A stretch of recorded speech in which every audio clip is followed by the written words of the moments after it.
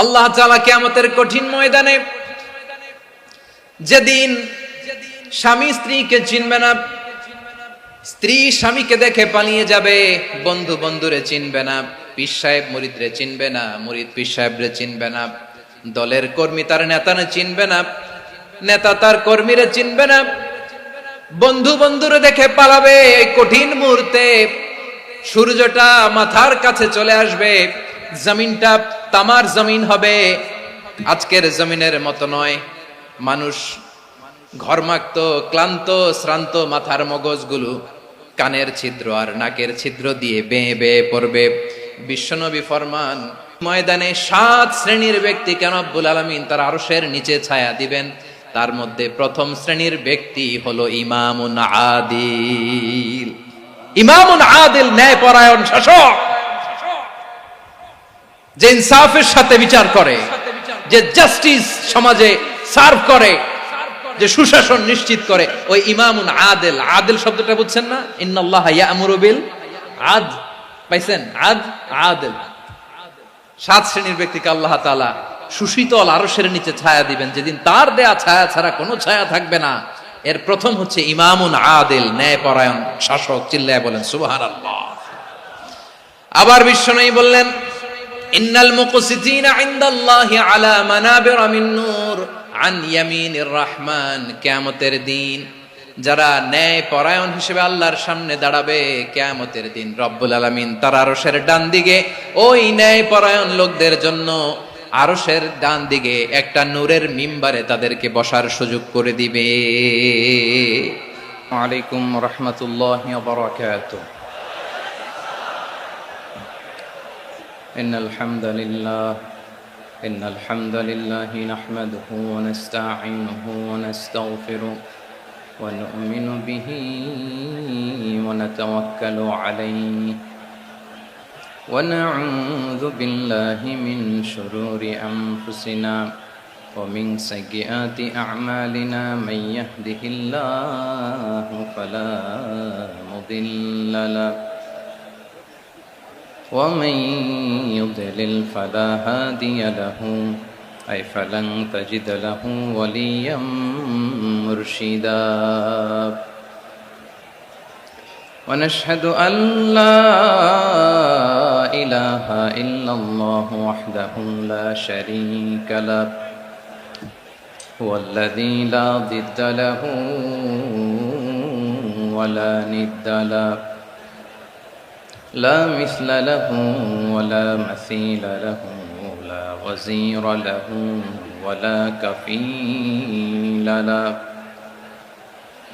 لا شبه له ولا شبيه له لا ولد له ولا والد له وهو الواحد الفرد الصمد لم يلد ولم يولد ولم يكن له كفوا أحد. ونشهد أن سيدنا ونبينا وحبيبنا وبشيرنا ونذيرنا وطبيبنا وطبيب قلوبنا وحبيبنا وحبيب ربنا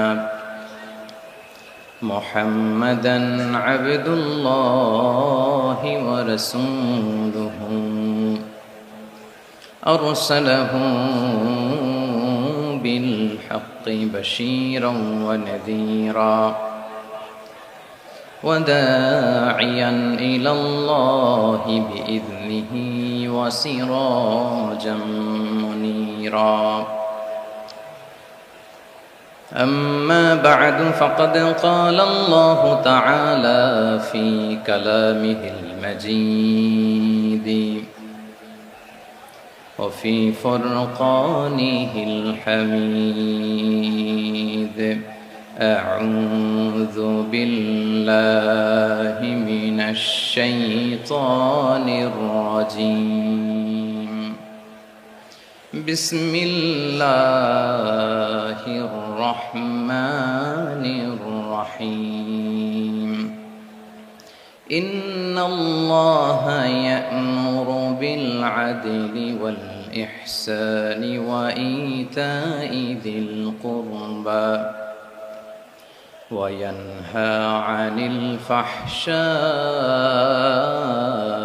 والمنكر والبغي يعظكم لعلكم تذكرون إن الله وملائكته يصلون على النبي يا أيها الذين آمنوا صلوا عليه وسلموا تسليما اللهم صل على محمد وعلى آل محمد كما صليت على إبراهيم وعلى آل إبراهيم إنك حميد مجيد اللهم بارك على محمد وعلى آل محمد كما باركت على إبراهيم وعلى آل إبراهيم إنك حميد مجيد সকল প্রশংসার মালিককে, সকল ক্ষমতার উৎসকে, কেউ যেটা পারে না পারে কে, কেউ যেটা দেখে না দেখে কে, কেউ যেটা শোনে না শোনে কে, সে আল্লাহ তাআলার দরবারে আমরা শুকরগুজার হচ্ছি। সবাই পড়ে নিচ্ছি কালিমাতুশ শুকর, আলহামদুলিল্লাহ। প্রিয় চট্টলাবাসী, গলা ছেড়ে দিয়ে আওয়াজ করে একসাথে সবাই পড়ুন, রব্বানা লাকাল হামদ হামদান কাসীরান তাইয়্যিবান মুবারাকান ফি ইয়া রাব্বি লাকাল হামদু কামা ইয়ানবাগি লিজালালি ওয়াজহিকা ওয়া আযীমি সুলতানিকা লাকাল হামদু বিল ঈমান লাকাল হামদু বিল ইসলাম লাকাল হামদু বিল কুরআন। আল্লাহ রাব্বুল ইজ্জা ওয়াল জালালের দরবারে শুকরিয়া জ্ঞাপনের পাশাপাশি আমি আজকের এই ঐতিহাসিক চট্টগ্রামের প্যারেড ময়দানে আয়োজিত 5 দিন ব্যাপী তাফসিরুল কোরআন মাহফিলের যারা সম্মানিত আয়োজক বৃন্দ, ইসলামী সমাজ কল্যাণ পরিষদ চট্টগ্রামকে অন্তরের অন্তঃস্থল থেকে ধন্যবাদ এবং মোবারকবাদ জানাতে চাই, যারা দীর্ঘ কয়েক মাস ব্যাপী অনেক কষ্ট করে, অনেক ডিজাইন করে, অনেক প্ল্যান প্রোগ্রাম করে এরকম চমৎকার একটি কোরআনের বাগানকে সাজিয়েছে। আজকের এই প্রোগ্রামের সম্মানিত সভাপতি, প্রধান অতিথি, বিশেষ অতিথি, মঞ্চে উপবিষ্ট উলামায়ে কেরাম, কমিউনিটি লিডার্স, চট্টগ্রামের বিভিন্ন পর্যায়ের বিভিন্ন দলের সামাজিক, ধর্মীয়, রাজনৈতিক নেতৃবৃন্দ, ব্যবসায়ী ভাইয়েরা, চাকরিজীবী ভাইয়েরা, শ্রমজীবী ভাইয়েরা, ছাত্র ভাইয়েরা, পর্দার আড়ালে আমার মায়েরা এবং বোনেরা, সাংবাদিক বন্ধুরা, মিডিয়া কর্মী, ইউটিউবার্স, ভলান্টিয়ার্স, আপনাদের সবাইকে অন্তরের অন্তঃস্থল থেকে শুভেচ্ছা জানাই, মোবারকবাদ জানাই। আপনারা সবাই কেমন আছেন? সবাই ভালো আছেন? সুস্থ আছেন? দোয়া করি আল্লাহ তাআলা আপনাদের সবাইকে ভালো রাখুন, সুস্থ রাখুন, নিরাপদে রাখুন। আমরা সবাই পড়ি আমিন। সম্মানিত সুধী, হযরতুল আল্লাম শহীদ মরহুম আল্লামা দেলওয়ার হোসেন সাঈদী রাহিমাহুল্লাহ, ওনার স্মৃতি বিজড়িত আজকের এই ঐতিহাসিক প্যারেড ময়দানের তাফসিরুল কোরআনের প্রোগ্রামে সব আছে। স্টেজ আছে, শ্রোতা আছে, প্যান্ডেল আছে, মিডিয়া কাভারেজ আছে, কিন্তু আমাদের কলিজার টুকটাটা আমাদের মাঝে নাই। আজকের এই প্রোগ্রামে আলোচক হয়ে এই চেয়ারে আমি না বসে ওই শ্রোতাদের কাতারে বসে যদি আমাদের আল্লামার নুরানি চেহারার দিকে তাকিয়ে ওয়াজ শুনতে পারতাম, আমাদের হৃদয়টা ঠান্ডা হয়ে যেত, আমাদের তৃষ্ণার্ত হৃদয় শান্ত হতো। সব আজকে আছে, কি যেন নাই, ঠিক কিনা বলেন? আল্লাহ তাআলা প্রতি 100 বছরে একজন মুজাদ্দিদ পাঠান, প্রতি 100 বছরে একজন মুজাদ্দিদ, যিনি সমাজকে সংস্কার করেন। আল্লামা দেলোয়ার হোসেন সাঈদী রাহিমাহুল্লাহ ছিলেন তেমন একজন মুজাদ্দিদ। চিৎকার করে বলেন ঠিক কিনা? উনি শিরক বিদআতের আস্তানাকে তছনছ করে দিয়েছেন, তাওহীদের বাণীকে সমুন্নত করেছেন, গণমানুষের কাছে তাফসিরুল কোরআনকে জনপ্রিয় করেছেন। আজীবন তিনি ইসলামকে বিজয়ী শক্তি হিসেবে দেখার স্বপ্ন দেখতেন। এত প্রাঞ্জল ভাষা, এত চমৎকার আধুনিক প্রেজেন্টেশন, গণমানুষের কাছে কোরআনের তাফসিরকে এভাবে জনপ্রিয় করে তোলার মতো ব্যক্তিত্ব আল্লামা সাঈদী ছাড়া দ্বিতীয় কেউ এই বাংলার ভূখণ্ডে নাই। এই যে তাফসিরুল কোরআন, এই যে টার্মিনোলজি, এই টার্মটাই উনি আসলে জনপ্রিয় করেছেন। আমরা আগে জানতাম না যে এভাবে তাফসির করা যাবে, এভাবে scientific indications of the Holi কোরআনকে মানুষের কাছে পেশ করা যায়, এভাবে এত জীবন ঘনিষ্ঠ করে, এত ইন্টারেক্টিভ করে কোরআনের কথাগুলো মানুষের কাছে উপস্থাপন করা যায়। উনি অন্যায়ের বিরুদ্ধে সবসময় সোচ্চার ছিলেন, প্রতিবাদী কণ্ঠস্বর ছিলেন। ওনার আলোচনা শুনলে দেহের রক্ত টকবক করে ফুটতে থাকতো। আল্লাহু আকবার, আল্লাহু আকবার, আল্লাহু আকবার। He was a strong mouthpiece of Islamic revivalism. Islamic জাগরণের স্ট্রং মাউথপিস ছিলেন আল্লামা সাঈদী রাহিমাহুল্লাহ। অনেক দোয়া পেয়েছেন। আমরা পড়েছি, এমন জীবন তুমি করিবে গঠন, মরণে হাসিবে তুমি, কাঁদিবে ভুবন। গোটা বিশ্বকে তিনি কাঁদিয়েছেন। আল্লামা যখন ইন্তেকাল করলেন, আমি তখন মালয়েশিয়া থেকে যুক্তরাষ্ট্রে একটা কনফারেন্সে যোগ দিতে যাচ্ছি, কাতার এয়ারলাইন্সে। মালয়েশিয়া থেকে দোহাতে নামলাম। দোহায় যখন আমার ট্রানজিট, তখন শুনতে পেলাম যে আল্লামা বিদায় নিয়েছেন। সোশ্যাল মিডিয়ায় শুনে বিশ্বাস করতে পারলাম না। মুহূর্তের মধ্যেই মাসুদ সাঈদী ভাইকে মেসেজ করলাম, উনি কোনো উত্তর দিতে পারলেন না।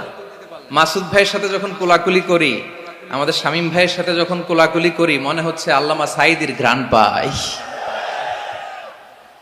শরীরটা লিটারালি কাঁপছিল, নিজেকে মানাতে পারছিলাম না, বিশ্বাস করতে পারছিলাম যে আসলে আল্লামা বিদায় নিয়েছেন। ইন দ্য মিন টাইম আমার সেকেন্ড ফ্লাইট দোহা টু নিউ ইয়র্ক, 12 ঘন্টার ফ্লাইটে উঠলাম। ইন্টারনেট থেকে বিচ্ছিন্ন হলাম। নামার পরে শুনলাম আল্লাহু আকবার, যেখানে ওনাকে কবরস্থ করার কথা ছিল সেখানেও কবর দিতে দেয়া হয় নাই। ছবিগুলো দেখতে লাগলাম, হাসিমাখা মুখ, হাসিমাখা নিথর দেহটা, মরণে হাসিবে তুমি, কাঁদিবে ভুবন। From east to west, from north to south, the entire globe, গোটা বিশ্ব ওনার জন্য কেঁদেছে, গোটা বিশ্ব কেঁদেছে। কাবার গিলাফ ধরে ধরে মানুষ চিৎকার করেছে। এর চেয়ে শ্রেষ্ঠ মৃত্যুকার হতে পারে? আমাদের আল্লামার আর কি পাওয়ার ছিল বলেন? আর কি পাওয়ার ছিল? কুল্লু নাফসিন যায়িকাতুল মাউত, যারাই দুনিয়াতে আসবে তারা ইন্তেকাল করবে, এটা আমরা মেনে নেই, এটা আমরা জানি। কিন্তু অবাক করা বিষয় হচ্ছে, আমরা আজও জানি না আমাদের আল্লামার মৃত্যু কি স্বাভাবিক হয়েছে নাকি এটা পরিকল্পিত মেডিকেল কিলিং ছিল। এটা যে পরিকল্পিত মেডিকেল কিলিং ছিল, এটা ধারণা করার পেছনে অনেক কারণ আছে। তিনি আধিপত্যবাদের বিরুদ্ধে সোচ্চার ছিলেন, ফ্যাসিবাদের বিরুদ্ধে সোচ্চার ছিলেন, রাজনৈতিক প্রতিহিংসার শিকার ছিলেন। এক্সট্রা জুডিশিয়াল কিলিং এর কোনো হিসাব নাই, বিচার বহির্ভূত হত্যা, এনফোর্স ডিসঅ্যাপিয়ারেন্স, গুম, যেটা সবচাইতে বড় মানবতা বিরোধী অপরাধ। কত মানুষ যে গুম হয়েছে তার কোনো ইয়ত্তা নাই। যেই ফ্যামিলির সদস্য গুম হয়েছে, তারা কি ওই লোকটার জন্য মাগফিরাতের দোয়া করবে নাকি সুস্বাস্থ্যের দোয়া করবে তারা নিজেরাও জানতো না, কারণ জানে না ও বেঁচে আছে না মরে গেছে। আহা, বিডিআর নওজোয়ানদের যারা ছাড়া পেল দেখলাম, বিনা অপরাধে, কোনো অন্যায় ছাড়া, অপরাধ ছাড়া তাদের জীবন থেকে, তাদের তারুণ্যের, তাদের যৌবনের 15 বছর, 16 বছর, 17 বছর নাই, 6 মাস বয়সের ছোট বাচ্চাকে রেখে জেলে গেছে। 6 মাসের মেয়ে বেরোয় দেখে মেয়ের বয়স 17 বছর। মেয়ে বাবারে চিনে না, বাবা মেয়েরে চিনে না। মেয়েকে এখন বিয়ে দিয়ে আরেক ছেলের হাতে তুলে দিবে। মেয়ের শৈশব বাবা দেখে নাই, মেয়ের কৈশোর বাবা দেখে নাই, মেয়ের তারুণ্য দেখে নাই। আরেক যুবককে দেখলাম 14 বছরের 14 দিনের সংসার, 2 সপ্তাহের সংসার শেষে জেলে গেছে। কত যুবকের যে স্ত্রী চলে গিয়েছে ফ্যামিলি ছেড়ে, কারণ জানে না তো কবে আসবে, কি হবে, কেউ জানতো না। দাম্পত্য জীবনের মাত্র 14 দিনের স্মৃতি, এই স্মৃতিকে আঁকড়ে ধরে এক বোন 16টা বছর 17টা বছর কাটিয়ে দিয়েছে। আমি নিউজটা দেখে ভাবলাম, আমার এই বোনের প্রতিটি দিন কিভাবে কেটেছে, প্রতিটি রাত কিভাবে কেটেছে, প্রতিটি ক্ষণ কিভাবে কেটেছে। বিশ্বনবী বলেছেন, ইত্তাকি দাওয়াতাল মাজলুম ফাইন্না লাইসা বাইনাহু ওয়া বাইনাল্লাহি হিজাব। মাজলুমের কান্নাকে ভয় করো, কারণ মাজলুমের কান্না আর আল্লাহর মাঝে কোনো পর্দা থাকে না। আমরা আর এরকম কোন জুলুম বাংলাদেশে দেখতে চাই না, জোরে বলেন ঠিক কিনা? আর কেউ নতুন করে জালিম হোক আপনারা চান? আবার নতুন করে কেউ ফ্যাসিস্ট হোক আপনারা চান? এক দল আরেক দলকে নিশ্চিহ্ন করার রাজনীতিতে মেতে উঠুক এটা আপনারা চান? আমরা বাংলাদেশকে আদল দিয়ে সাজাতে চাই। আমরা এই 56,000 বর্গ মাইলের প্রতিটা ইঞ্চি মাটিকে কোরআনের আইন দিয়ে সাজাতে চাই। রাজি আছেন আপনারা? কারা কারা রাজি দেখান হাত তুলে আল্লাহকে।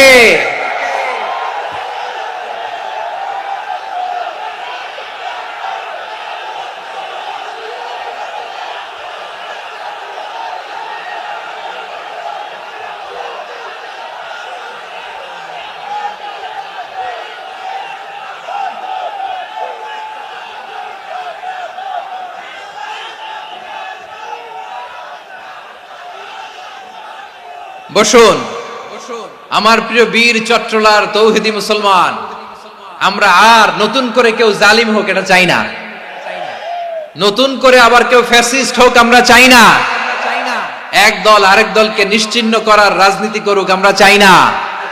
আমরা সুশাসনের বাংলাদেশ চাই, আমরা মানবিক বাংলাদেশ চাই, আমরা একটা সমৃদ্ধ বাংলাদেশ চাই, আমরা বিশ্বের বুকে সম্মান নিয়ে মাথা উঁচু করে দাঁড়াতে চাই, ঠিক কিনা বলেন?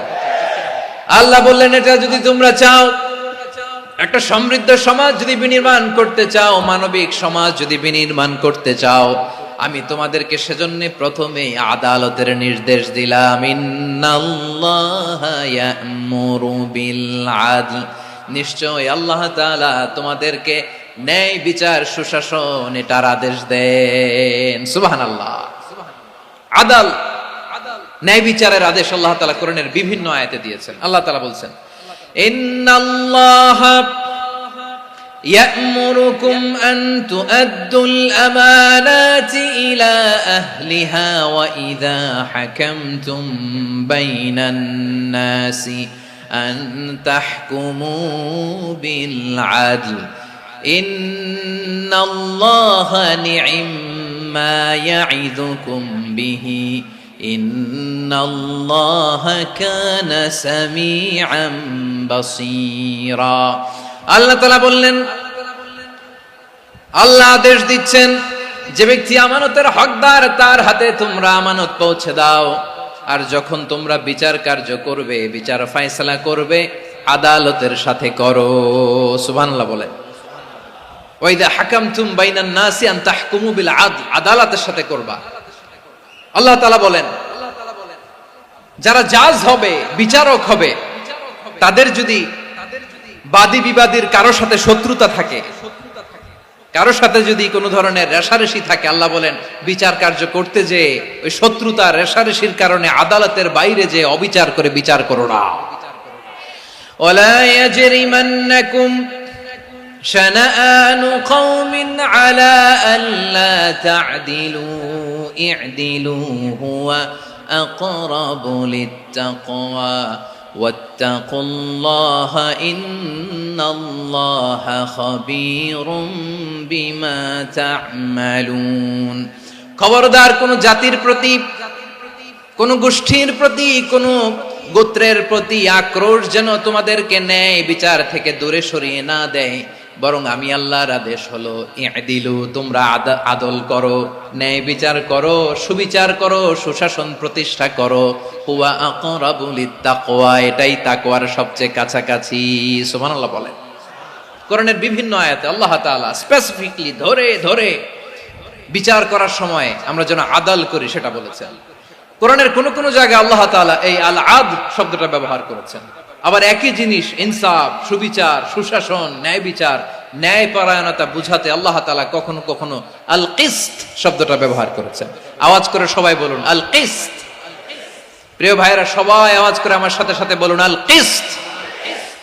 আল্লাহ তাআলা বলেন ওয়া ইন হাকামতা ফাহকুম বাইনাহুম বিল কিসতি ইন্নাল্লাহা ইউহিব্বুল মুকসিতিন। যখন তুমি বিচার করবে, বিশ্বনবীকে উদ্দেশ্য করে অ্যাড্রেস করে বললেন, নবী হে, ইহুদিরা কোনো বিষয়ে মীমাংসার জন্য যদি আপনার দরবারে আসে, যদি বিচার করতে হয়, খবরদার অবিচার করবেন না। ফয়সালা যেটা করবেন কিসতের সাথে করবেন, ন্যায় পরায়ণতার সাথে করবেন, কারণ ইন্নাল্লাহা ইউহিব্বুল মুকসিতিন, নিশ্চয় আল্লাহ রাব্বুল ইজ্জাত ন্যায় পরায়ণশীলদেরকে বড্ড ভালোবাসেন। সুবহানাল্লাহ বলেন। ন্যায় পরায়ণ লোকদেরকে আল্লাহ তাআলা বড্ড ভালোবাসেন। অন্য আয়াতে আল্লাহ তাআলা বলছেন وَنَضَعُ الْمَوَازِينَ الْقِسْطَ لِيَوْمِ الْقِيَامَةِ فَلَا تُظْلَمُ نَفْسٌ شَيْئًا। আমি কিয়ামতের দিন ন্যায় পরায়ণতার মানদণ্ড স্থাপন করব, যেটাকে আমরা মিজানের পাল্লা বলি। আল্লাহ বলেন ন্যায় বিচারের মানদণ্ড কিয়ামতের ময়দানে আমি আল্লাহ স্থাপন করব। সেদিন কারো প্রতি বিন্দু পরিমাণ, এক চুল পরিমাণ অবিচার করা হবে না, কোনো অবিচার করা হবে না। সেদিন সুশাসন হবে, সুবিচার হবে, ন্যায় পরায়ণতার সাথে বিচার হবে। আওয়াজ করে পড়েন আল্লাহু আকবার। তাহলে প্রিয় ভাইরা, যে তিনটি বিষয়ে আল্লাহ তাআলা আমাদেরকে আদেশ দিয়েছেন, তার প্রথমটা হচ্ছে আদালত, ইনসাফ, সুবিচার, ন্যায় বিচার। এটা আমরা চাই কি চাই না? বিশ্বনবী ন্যায় বিচার, ন্যায় পরায়ণতা, সুশাসন প্রতিষ্ঠিত করেন কি করেন নাই? আপনারা বিশ্বনবীর সিরাত যারা পড়েছেন, আপনি দেখবেন বিশ্বনবীর সিরাতের পরতে পরতে, বাঁকে বাঁকে, সিরাতের বাঁকে বাঁকে এই আদালতের নমুনা মেলে। সুবহানাল্লাহ বলেন। ছোট্ট একটা নমুনা রাসূল সাল্লাল্লাহু আলাইহি ওয়াসাল্লামের আসিরা আল আতরা থেকে ছোট্ট একটা নমুনা আপনাদের খেদমতে এখানে উপস্থাপন করি। বিশ্বনবী সাল্লাল্লাহু আলাইহি ওয়াসাল্লাম মক্কা বিজয় করলেন ৮ম হিজরিতে। মক্কা বিজয় শেষে তিনি কয়েক সপ্তাহ মক্কাতে অবস্থান করলেন। ইন দ্য মিন টাইম মক্কার একটা ভেরি প্রেস্টিজিয়াস এন্ড ডিগনিফাইড ফ্যামিলির নারী চুরিতে ধরা পড়ল। কিসে ধরা পড়ল? সবাই বলেন কিসে? আমাদের সমাজে আসেনি এটা? আছে? ছোট না বড়? হ্যাঁ, হিসাব করে শেষ করা যায় না। ৩.৫ লাখ কোটি টাকা নাই উন্নয়ন প্রকল্পের নামে। উন্নয়ন প্রকল্পের নামে ৩.৫ লাখ কোটি টাকা নাই। ৩.৫ লাখ কোটি টাকা লিখতে পারবেন আপনি? একটানা লিখতে পারবেন? বুঝতেছেন কত বড় সংখ্যা? হ্যাঁ, বনু মাখজুমিয়া গোত্রের এক নারী মক্কায় চুরিতে ধরা পড়ল। বলেন তো চুরি করলে বিধান কি? কি কাটতে হবে? চুরির বিধান হলো হাত কেটে দাও। তাও সেটা গোপনে নয়, প্রকাশ্যে জনসম্মুখে হাত কেটে দাও।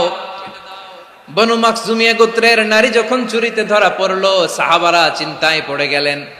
সবেমাত্র মক্কার লোকেরা কালিমা পড়ে মুসলমান হয়েছে, ইসলামের আইন কানুন তেমন জানে না, ইসলামী শরিয়ার সাথে বেশি পরিচিত নয়। এখনই যদি বিশ্বনবী চুরির যেই বিধান এটা যদি কায়েম করে হাত যদি কেটে দেয়, না জানি মক্কার লোকেরা আবার বিগড়ে যায়, না জানি মক্কার লোকেরা আবার মুরতাদ হয়ে যায়, না জানি মক্কার লোকেরা ইসলাম থেকে দূরে সরে যায়। চলো চলো সাহাবীরা মিলে পরামর্শ করলেন, চলো বিশ্বনবীর কাছে যে বলি, ও নবী, শুধু কেবলমাত্র একমাত্র এই নারীর জন্য চুরির হাত কাটার বিধানটা আপনি একটু থামিয়ে দেন। চুরির হাত কাটার যে বিধান এখানে একটু রহিত করে দেন, বাকিগুলা কইরেন মদিনাতে যে চলবে, কিন্তু মক্কায় এবারের জন্য মাফ করে দেন। কিন্তু কে বলবে? এই যে পরামর্শ, সাজেশন, এটা কে দিবে বিশ্বনবীর কাছে? সাহাবারা চিন্তায় পড়ে গেলেন। আল্লাহর নবীর সামনে দাঁড়িয়ে আল্লাহর দেয়া হুদুদ, আল্লাহর দেয়া বিধান থামিয়ে দেওয়া, মাফ করে দেওয়া, এই কথা বিশ্বনবীর সামনে বলার সাহস তো কেউ রাখে না। কেউ কেউ বলল বিশ্বনবীর পালক পুত্র যায়েদ বিন হারেসার সন্তান উসামারে বিশ্বনবী নাতির মতো আদর করে, বড্ড বেশি ভালোবাসে উসামারে। এজন্য সাহাবারা উসামাকে বলতো হিব্বু রাসূলিল্লাহ, বিশ্বনবীর ভালোবাসা। কি বলতো?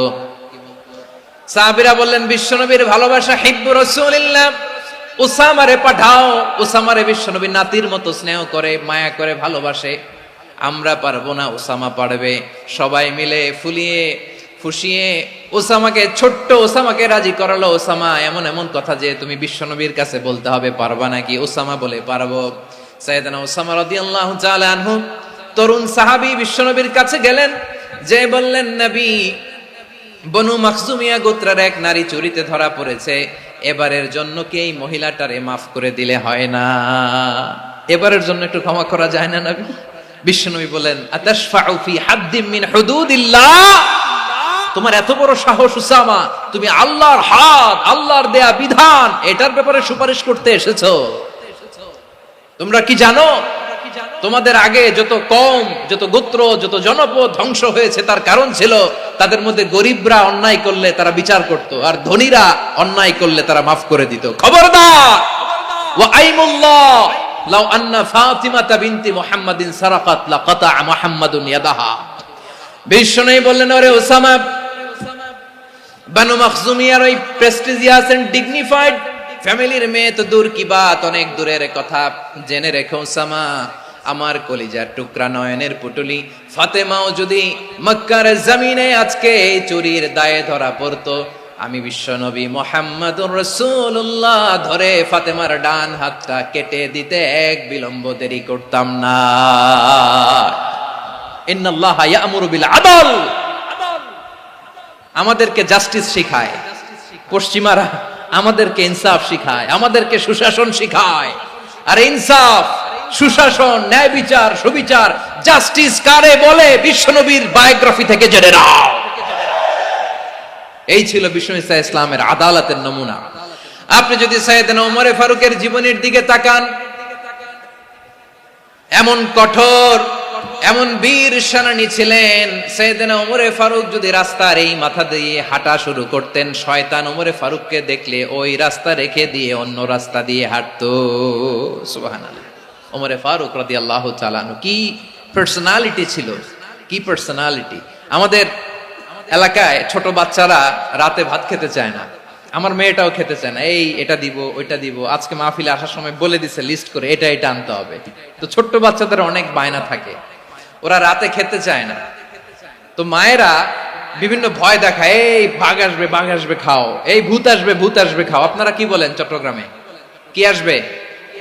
হ্যাঁ, ভূত, ভূত, ভূত আসবে, বাঘ আসবে, খাও খাও খাও, তাড়াতাড়ি খাও। তো বাচ্চারা এগুলো শুনে ভয়ে খেতে শুরু করে। মদিনার জমিনেও একই ঘটনা ঘটতো। মদিনার ছোট্ট ছোট্ট সোনামণিরা খেতে চাইতো না। তো মায়েরা বলতো, হা হুয়া ইয়াতি উমর, হা হুয়া ইয়াতি উমর, ওই যে উমর আসতেছে, উমর। ওমরে ফারুকের কথা শুনলেই বাচ্চারা একেবারে ঠান্ডা। সুবহানাল্লাহ পড়বেন না? প্রভু তুমি বলেছ রাসূল দেবে না, বলনি দেবে না ওমর, বলনি দেবে না হামজা তারিক, খালিদ বিজয় সমর। প্রভু তুমি বলেছ রাসূল দেবে না, বলনি দেবে না ওমর, বলনি দেবে না হামজা তারিক, খালিদ বিজয় সমর। প্রভু তুমি বলেছ রাসূল দেবে না। আল্লাহু আকবার। ওমর ফারুক রাদিয়াল্লাহু তাআলা আনহু, ওনার কথা শুনলে গায়ের মধ্যে গুজবাম হয়, গায়ের পশমগুলো দাঁড়িয়ে যায়। সুবহানাল্লাহ বলেন। কি পার্সোনালিটি ছিল, কি ব্যক্তিত্ব ছিল! মুনাফিকরা ওমর ফারুককে জমের মতো ভয় পেতেন। শয়তান, খুদ শয়তান এই রাস্তা দিয়ে আসলে শয়তান অন্য রাস্তা দিয়ে হাঁটতো। ওমর ফারুক রাদিয়াল্লাহু তাআলা আনহুর জীবনে যদি দেখেন, তাহলে সেখানে আপনি আদালতের, ইনসাফের, সুশাসনের, জাস্টিসের নমুনা দেখতে পাবেন। কয়টা শুনবেন? সাইয়েদনা ওমর ফারুকের রাদিয়াল্লাহু তাআলা আনহুর সন্তান আব্দুর রহমান মিশরে মদ খেয়ে মদ্যপ অবস্থায় ধরা পড়েছে। মদ খাওয়ার কারণে, মদ যদি কেউ পান করে আর যদি প্রমাণিত হয়, তার বিচার হলো 80 বেত। আওয়াজ করে বলেন কয় বেত? বাংলাদেশেও তো এই আইন আছে নাকি? বাংলাদেশে আছে? হ্যাঁ, মদ খাইলে 80 বেত, এই আইন বাংলাদেশে চালু হোক। আমরা চাই কি চাই না? চাই সবাই। এজন্যই তো ইসলাম ভাল লাগে না।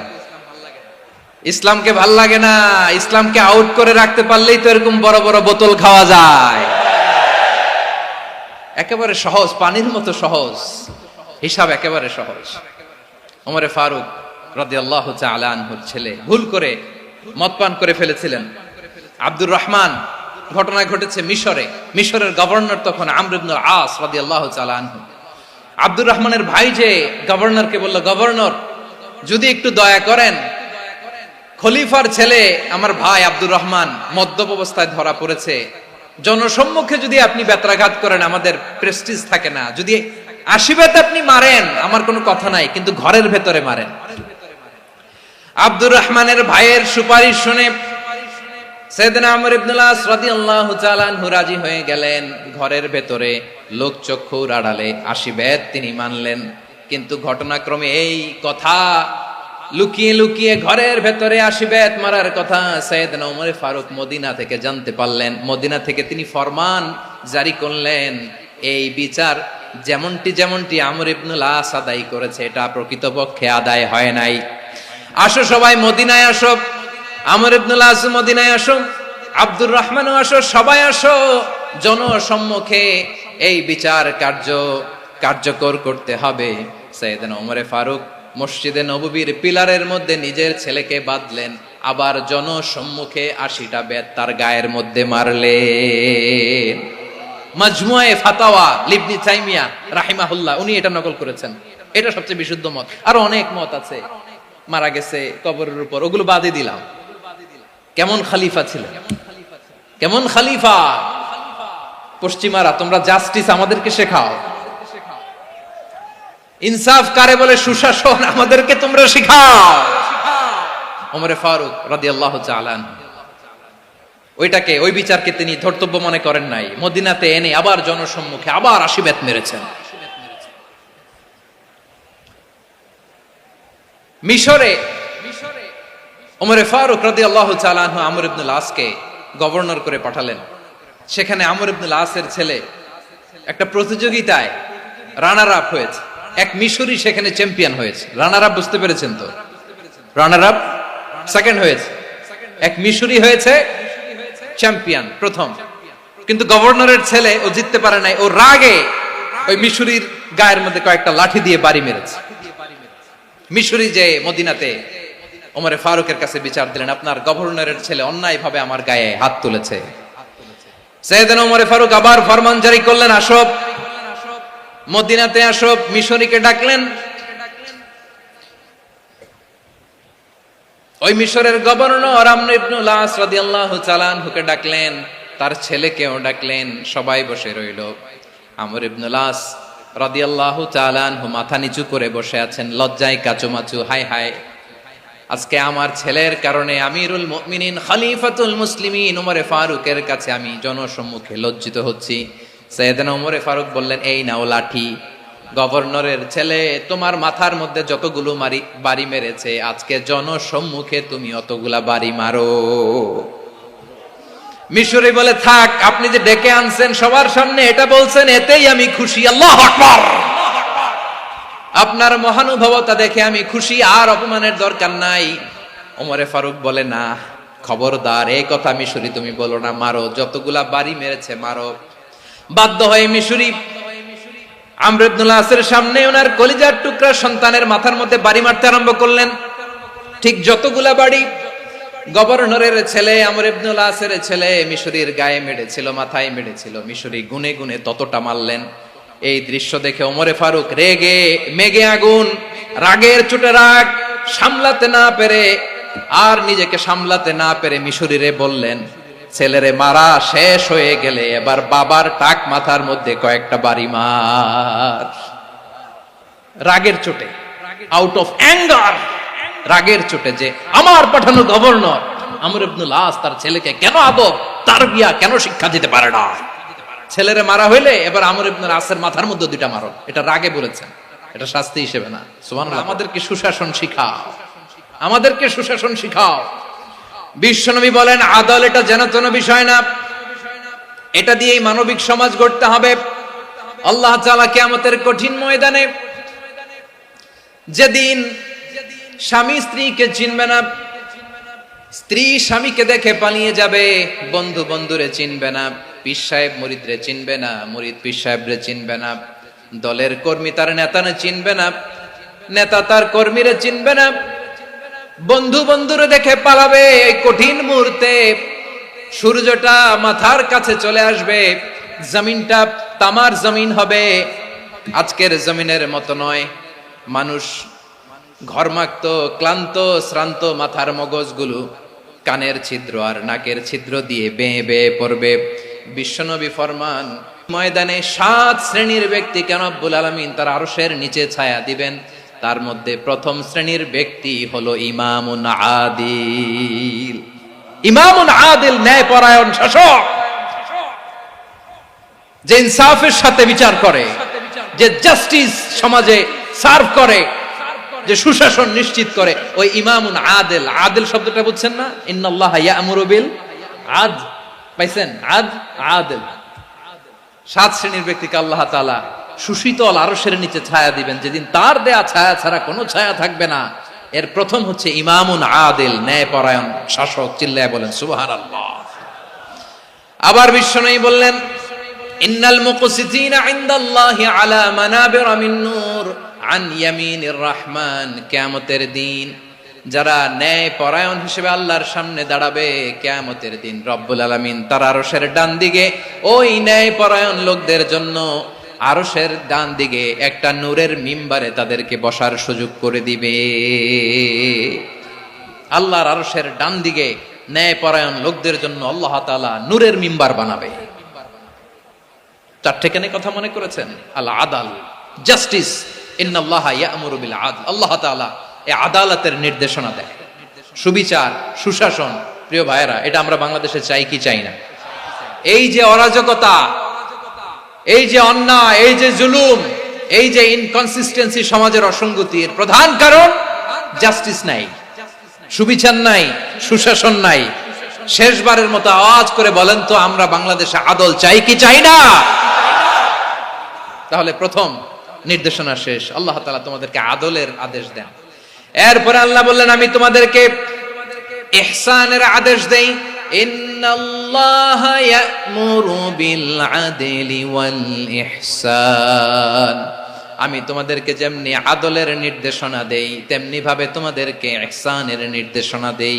ইহসান, আওয়াজ করে সবাই বলেন তো ইহসান। সবাই বলেননি, সবাই বললে এতটুকু আওয়াজ হবে আমি বিশ্বাস করি না। আওয়াজ করে বলুন আল ইহসান।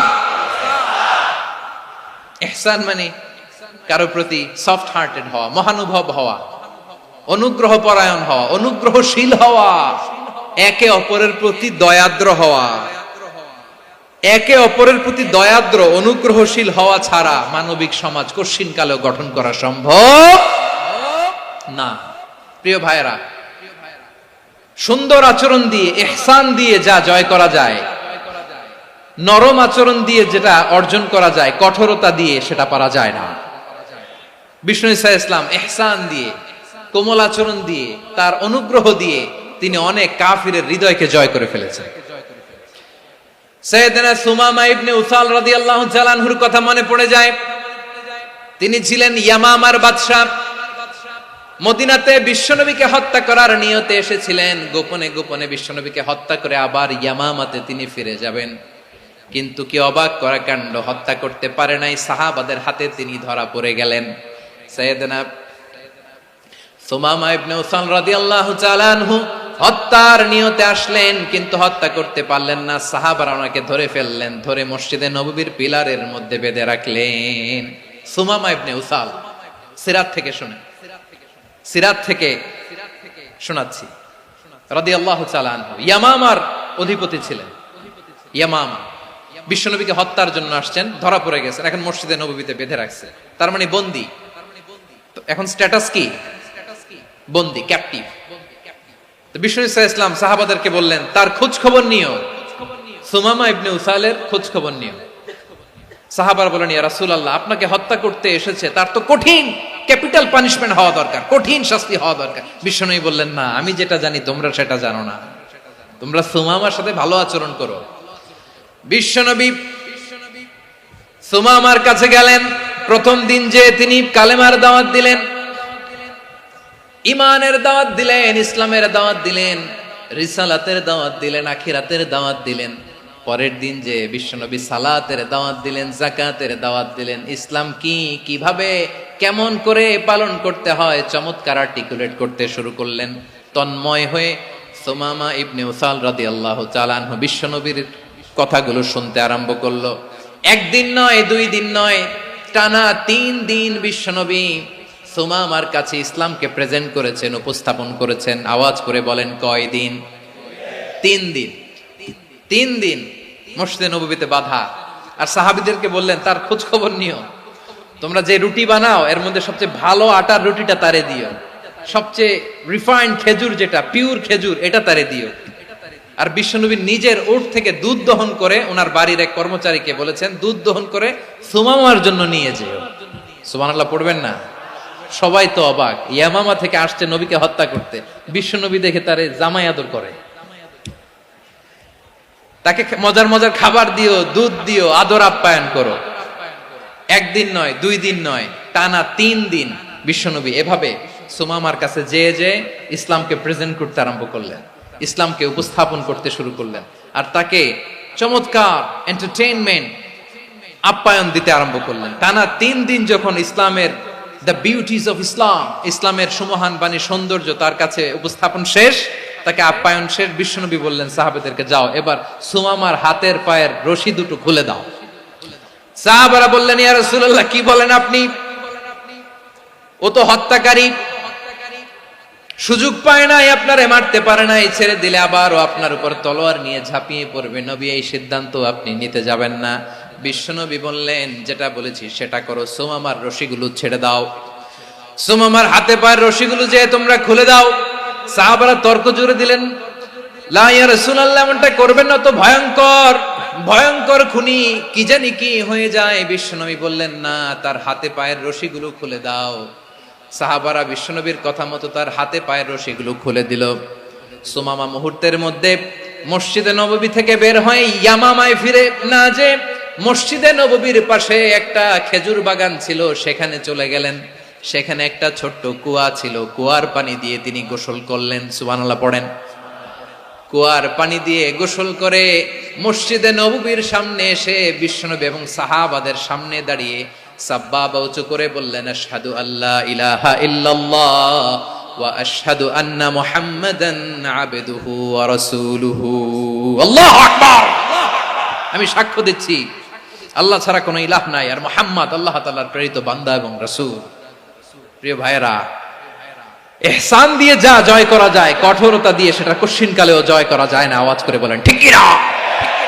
এবার সুমামা দাঁড়িয়ে বলে, ওগো নবী, আমি তো কালিমা পড়ে মুসলমান হয়ে গেলাম, এবার শোনেন, এই মুহূর্তের আগে আপনার চেহারার চাইতে নিকৃষ্ট কোনো চেহারা আমার কাছে ছিল না, কিন্তু শাহাদা পাঠ করার পরে আপনার চেহারার চাইতে উত্তম শ্রেষ্ঠ কোনো চেহারা আমার কাছে আর নাই।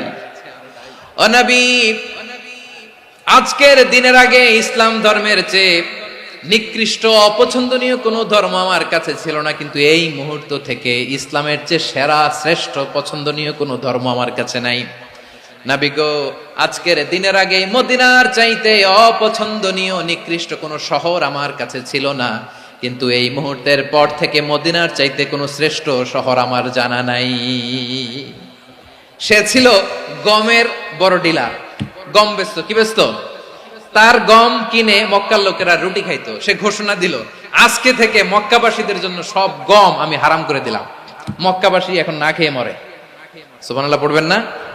মক্কাবাসী বিশ্বনবীর কাছে আসলেন, এসে বললেন, মুহাম্মদ, আমরা তো তোমার ভাই, তোমার চাচা, তোমার ভাতিজা, তোমার আত্মীয়, তুমি সুমামারে বলো সে যেন আবার গমের সাপ্লাই মক্কার জন্য অনুমতি দিয়ে দেয়। বিশ্বনবীর অনুমতি ক্রমে সুমামা আবার মক্কাতে গম পাঠাতে শুরু করলো। পড়েন সুবহানাল্লাহ। ইহসান, ইহসান দিয়ে আপনি যেটা জয় করতে পারবেন, you can win the heart of your enemies. ইহসান দিয়ে আপনি আপনার শত্রুর হৃদয়কে জয় করতে পারবেন। আওয়াজ করে বলেন ঠিক কিনা? এজন্য আল্লাহ বললেন, ওয়া আনফিকু ফি সাবিলিল্লাহি ওয়া লা তুলকু বিআইদিকুম ইলাত তাহলুকা ওয়া আহসিনু ইন্নাল্লাহা ইউহিব্বুল মুহসিনিন।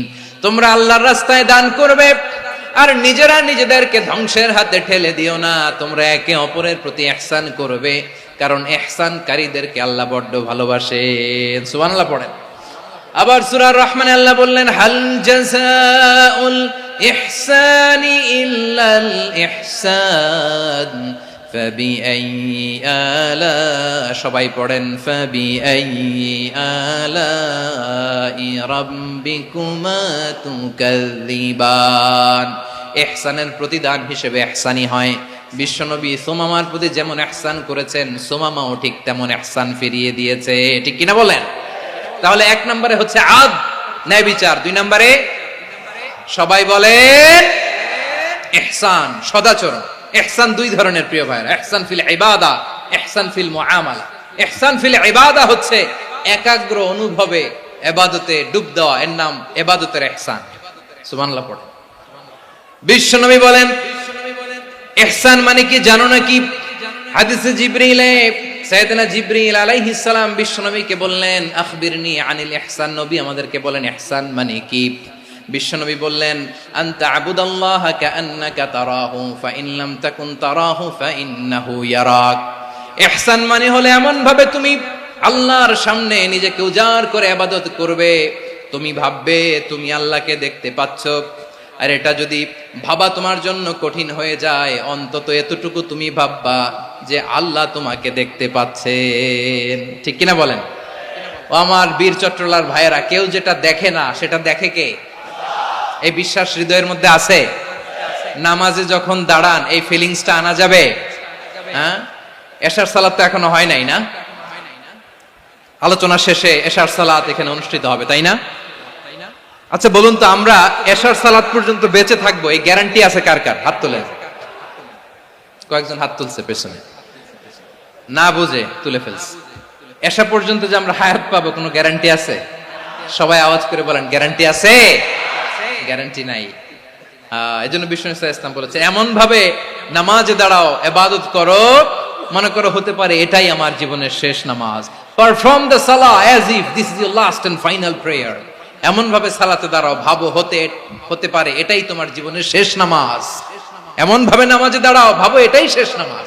তাহলে নামাজে একাগ্রতা বাড়ায় দিবে কে? ফলে ইবাদতের ইহসান আমাদের অর্জিত হবে। আর মুআমালাতে ইহসান হলো, বিশ্বনবী বলেন, ইন্নাল্লাহা তাবারাকা ওয়া তাআলা কাতাবাল ইহসানা আলা কুল্লি শাই ফাইদা কাতালতুম ফাআহসিনুল কিতলা ওয়া ইযা যাবাহতুম ফাআহসিনুয যাবহা ওয়ালিয়ুহিদ্দা আহাদুকুম শাফরাতাহু ওয়ালিয়ুরিহ যাবিহাতাহু। ইহসান দুই ধরনের। আওয়াজ করে বলতে হবে কয় ধরনের? সবাই বলুন আওয়াজ করে, কয় ধরনের? একটা হচ্ছে ইহসান ফিল ইবাদা, ইবাদতে ইহসান। ইবাদতে ইহসান কি? একাগ্র অনুভব দিয়ে ইবাদত করা, মন প্রাণ দিয়ে ইবাদত করা। আর মুআমালাতে ইহসান কি? সব কাজে, দৈনন্দিন কাজে, কর্মে, সামাজিক অ্যাক্টিভিটিতে কোমলতা প্রদর্শন করা, অনুগ্রহের সাথে সবকিছু করা। আল্লাহ তাআলা ইন্নাল্লাহা তাবারাকা ওয়া তাআলা কাতাবাল ইহসানা আলা কুল্লি শাই, তিনি সব কিছুর ব্যাপারে ইহসানকে আবশ্যক করেছেন। সবকিছু, মুমিনের সব কাজে ইহসানের পরশ থাকবে। ওয়া ইযা কাতালতুম ফাহসিনুল কিতলা, বিষ্ণুই বলেন তুমি যখন কাউকে হত্যা করো ইহসানের সাথে করো। সুবহানাল্লাহ পড়বেন না? যখন হত্যা করো তখনও ইহসানের সাথে। আচ্ছা হত্যা করবো আবার ইহসান আসবে করতে করে, তো মেরেই ফেলবো আমি। আল্লাহ, ও ভাই একজন খুন করেছে, খুনি, রাষ্ট্রীয় আইনে তার শাস্তি হয়েছে ডেথ পেনাল্টি, মৃত্যুদণ্ড।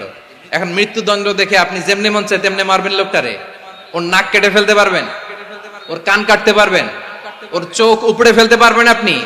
যেমন মন চায় তার অঙ্গহানি করা যাবে না। ইহসানের সাথে তাকে হত্যা করো। সুবহানাল্লাহ, this is Islam, this is the true essence of Islam. ওয়া ইযা যাবাহতুম ফাহসিনুয যাবহা, যখন জবাই করবে তখনও ইহসানের সাথে জবাই করো। করব জবাই, ওইখানেও নাকি এহসান। আচ্ছা, কুরবানির দিন আমরা পশুগুলোরে কি করি বলেন সবাই আওয়াজ করে? জবাই। জবাই মানে তো এটার মেরেই ফেলতেছি, একটু পরে তো টুকরো টুকরো করে গোশতগুলো খাবো, এটা তো খাবো, এটা তো মেরেই ফেলবে। বিষ্ণু বলে না, জবাইয়ের মধ্যেও মুমিনের জবের ভেতরেও ইহসানের পরশ থাকা চাই। যখন জবাই করবে প্রাণীটাকে হাত পা টাইট করে বেঁধে নাও, ছুরিটাকে শার্পেন করে নাও, ধারালো করে নাও, যাতে অল্প সময়ে জবাইটা হয়ে যায়, প্রাণীটা যাতে কম কষ্ট পায়। সুবহানাল্লাহ পড়ে। দিস ইজ কল্ড ইহসান।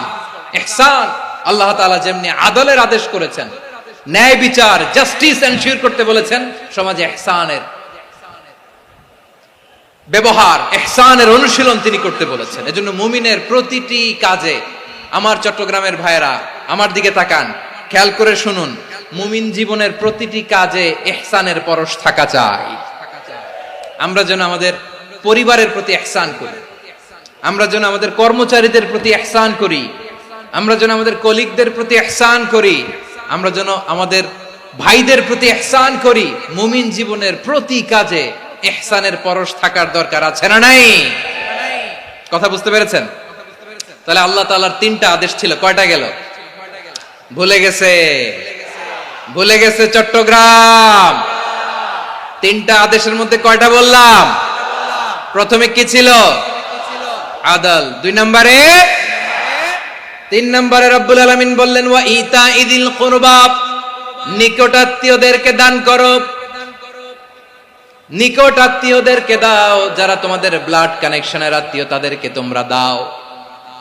এখানে জেনারেলি বললেন দাও, কি দিব সেটা তিনি এখানে বলেন নাই, সেটা তিনি সূরাতুল ইসরার মধ্যে বলেছেন। আল্লাহ বলেন ওয়া আতিযাল কুরবা হাক্কাহ, নিকট আত্মীয়দেরকে তাদের অধিকার, তাদের প্রাপ্য তোমরা বুঝিয়ে দাও। দেখেন, একটা শান্তির সমাজ, একটা সমৃদ্ধ সমাজ, একটা মানবিক সমাজ গঠনের জন্য আল্লাহ তাআলা বেশি না, মাত্র 3টা অর্ডার, 3টা ভার্ডিক্ট তিনি জারি করেছেন। 1 নাম্বার সুশাসন, ন্যায় বিচার। 2 নাম্বার ইহসান। 3 নাম্বার নিকটাত্মীয়, যারা কাছের, তোমার ভেরি ক্লোজ রিলেশনশিপে আছে, তাদেরকে দাও। দাও, দিলে বাড়িয়ে দেয় কে? অনেকে দিতে চায় না, কৃপণতা করে। দিলে বাড়ায় দেয় কে? ও মিয়া, মদিনার মধ্যে সবচাইতে গরিব সাহাবী ছিল বেলাল রাদিয়াল্লাহু তাআলা আনহু। ওনার এন্টায়ার অ্যাসেট, সম্পদের পরিমাণ কতদূর জানেন? একটা লুঙ্গি। বেলাল রাদিয়াল্লাহু তাআলা আনহু, ওনার টোটাল ওয়েলথের এস্টিমেশন হচ্ছে মাত্র একটা লুঙ্গি। একটা লুঙ্গি, টোটাল ওয়েলথ এস্টিমেশন, টোটাল সম্পদের পরিমাণ বেলাল রাদিয়াল্লাহু তাআলা আনহুর কি ছিল? কথা বোঝে নাই বোধহয়। কি ছিল? ওই বেলাল রাদিয়াল্লাহু তাআলা আনহুকে বিষ্ণু ইসলাম বলেছেন আনফিক ইয়া বেলাল, ও বেলাল তুমিও দাও। ওয়ালা তাখশা মিন যিল আরশি ইখলালা, আরশের অধিপতির তো কোনো ঘাটতি নাই, তুমি দিলে ওই আল্লাহ তোমারে বাড়ায় দিবে। এজন্য আমার প্রিয় ভাইয়েরা, দিলে কমে না, দিলে বাড়ে। অনেকে ধরে রাখে, নতুন কিছু নিতে পারে না, হাত দিয়ে যেটা ধরে রেখেছেন এটা দিয়ে দেন, বড় একটা ধরার সুযোগ পাবেন। জোরে বলেন ঠিক কিনা? ধরেন 5 কেজি ওজনের একটা ধরে রাখছেন, এখন 10, এটা না ছাড়লে 10 কেজি ধরতে পারবেন আপনি? আচ্ছা, 10 কেজির জিনিস একটা আছে হাতে, ওইটা যদি ছেড়ে দেন তাহলে না 15 কেজি ধরতে পারবেন। কথা বলেন ঠিক কিনা? তাহলে দিলে বাড়িয়ে দেয় কে? রব্বুল আলামিন বললেন 3 নাম্বার আদেশ হলো তোমাদের প্রতি সমাজটারে কেমন করে মানবিক সমাজ, সুন্দর সমাজ গড়বা। 3 নাম্বার আদেশ হলো ওয়া আতিদাল কুরবা হাক্কা, নিকটাত্মীয়দেরকে তাদের প্রাপ্য বুঝিয়ে দাও। এই নিকটাত্মীয়দেরকে তাদের অধিকার বুঝিয়ে দেওয়া, প্রাপ্য বুঝিয়ে দেওয়াতে আমাদের গাফলতি আছে না নাই? চট্টগ্রামে নাই? মাশাআল্লাহ আছে, আছে। অনেকে দেখবেন অনেক আল্লাহওয়ালা, তাহাজ্জুদ গুজার, সেজদা দিতে দিতে কপালে কালো দাগ ফেলে দিছে, সে তার বোনের হকটা আদায় করে নাই। আছে না নাই? হ্যাঁ, এখানেও আছে। সর্বনাশ। অনেক বড় হাজী সাহেব, বিশাল লম্বা দাড়ি, ছেলেরে সব দিয়ে দিছে, মেয়েরে কিছু দেয় নাই, মেয়ের হক আদায় করে নাই। আছে না নাই? এই হাজী সাহেবেরা, এই আল্লাহওয়ালারা কিয়ামতের ময়দানে আটকে যাবে। আপনি অন্যের অধিকার নষ্ট করেছেন, তাদের রাইটস কে ভায়োলেট করেছেন। এজন্য আল্লাহ তাআলা বলেন কারো অধিকার যদি কেউ নষ্ট করে, ওই সমাজটা মানবিক সমাজ কঠিনকালেও হতে পারে না। এজন্য 3 নম্বর আল্লাহ বললেন, ওয়া ইতা ইদিল কুরবা, নিকটাত্মীয়দেরকে দাও। কি দিবা? তাদের অধিকার দিয়ে দাও। বোনের অধিকার বুঝিয়ে দাও, মেয়ের অধিকার বুঝিয়ে দাও, ফুফুর অধিকার বুঝিয়ে দাও। দেখবেন অনেক মায়েরা ছেলের পাতে মুরগির রান দেয়, মেয়ের পাতে দেয় মুরগির ঠ্যাং। এরকম আছে না নাই? ছেলেরা কি দেয়? মুরগির। মেয়ের পাতে কি দেয়?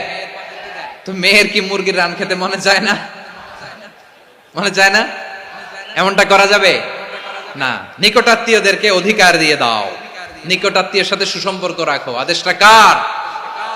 এজন্য প্রিয় ভাইয়েরা, জীবনে যদি বারাকা অর্জন করতে চান, নিকটাত্মীয়দের সাথে সুসম্পর্ক রাখতে হবে, তাদের জন্য উপহার পাঠাতে হবে। বিশ্বনবী বলেন, লা ইয়াদখুলুল জান্নাতা কাতে, যে ব্যক্তি আত্মীয়তার সম্পর্ককে ছিন্ন করে দেয়, সে কঠিনকালেও আল্লাহর জান্নাতে ঢুকবে না। আপনি কি এটারে সহজ হাদিস মনে করছেন? এটা সহজ কথা? আপনি ভাবছেন আপনার নামাজ আপনার বাঁচাতে পারবে, আপনার রোজা বাঁচাতে পারবে, আপনার তাহাজ্জুদ আপনারে বাঁচাতে পারবে? অধিকার নষ্ট করলে কিছুই আপনারে বাঁচাতে পারবে না। এজন্য নিকট আত্মীয়দেরকে দিতে হবে বেশি বেশি। বিশ্বনবী বলেন, ইন্না সাদাকাতা আলাল মিসকিনি সাদাকা ওয়া আলা যির রাহিমি ইসনাতান সাদাকাতুন ওয়া সিলা। মিসকিন রে দান করলে শুধু দানের সওয়াব হয়, নিকট আত্মীয়কে দান করলে দুইটার সওয়াব হয়। সাদাকার সওয়াব হয়, আবার আত্মীয়তার বন্ধন অটুট রাখার সওয়াব হয়ে যায়। আবার বিশ্বনবী বললেন, মান সাররাহু আইয়ুবসাতা লাহু ফি রিজকিহি ওয়া ইউনসা লাহু ফি আসারিহি ফালইয়াসিল রাহিমা। যে ব্যক্তি তার রিজিকের প্রশস্ততা চায় আর হায়াতে বরকত চায়, সে যেন তার আত্মীয়ের সাথে সুসম্পর্ক রাখে। আমার প্রিয় চট্টলার ভাইয়েরা, আমাদের রিজিক বাড়ুক, এটা আমরা চাই কি চাই না? সবাই চান? হ্যাঁ, আমাদের রিজিকে প্রশস্ততা আসুক, চাই কি চাই না?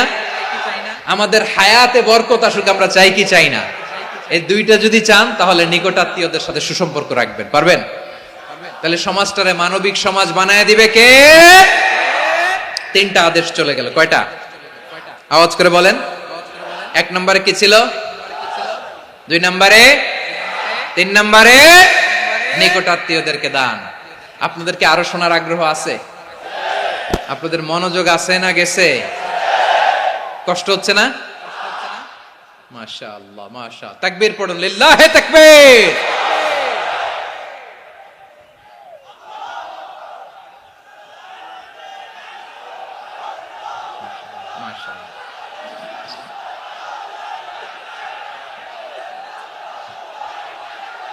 আমার প্রিয় ভাইয়েরা, আল্লাহ তাআলা 3টা জিনিসের যেমনি আদেশ করেছেন, অনুরূপ ভাবে 3টা বিষয় তিনি বারণ করেছেন, নিষেধ করেছেন। ওগুলোর কাছেও যাওয়া যাবে। শুনবেন। রাব্বুল আলামিন বলেন, ওয়ায়ানহা আনিল ফাহশাই ওয়াল মুনকারি ওয়াল বাগি। আমি যেমনি 3টি বিষয়ে আদেশ করলাম, অনুরূপ ভাবে 3টি বিষয়ে বারণ করলাম, নিষেধ করলাম। আমার 1 নাম্বার নিষেধাজ্ঞা হলো অশ্লীলতার প্রতি। ফাহশা, ওয়ায়ানহা আনিল ফাহশা। আল্লাহ তাআলা অশ্লীলতাকে নিষেধ করেছেন। কোন জিনিসকে? সবাই বলুন, কোন জিনিসকে? যত ধরনের, যত টাইপের, যত ক্যাটাগরির অশ্লীলতা হতে পারে, সব অশ্লীলতাকে হারাম করেছেন কে? ফাহশা মানে কি? কথায়, কাজে, আচরণে, কমেন্ট, ফেসবুকের কমেন্টসে যত ধরনের নোংরামো আছে, যত ধরনের অশ্লীলতা আছে, এটাকে আরবিতে বলে ফাহশা। এটাকে কি বলে? রাব্বুল আলামিন বলেন, কুল ইন্নামা হাররামা রাব্বিয়াল ফাওয়াহিশা মা যাহারা মিনহা ওয়া মা বাতান।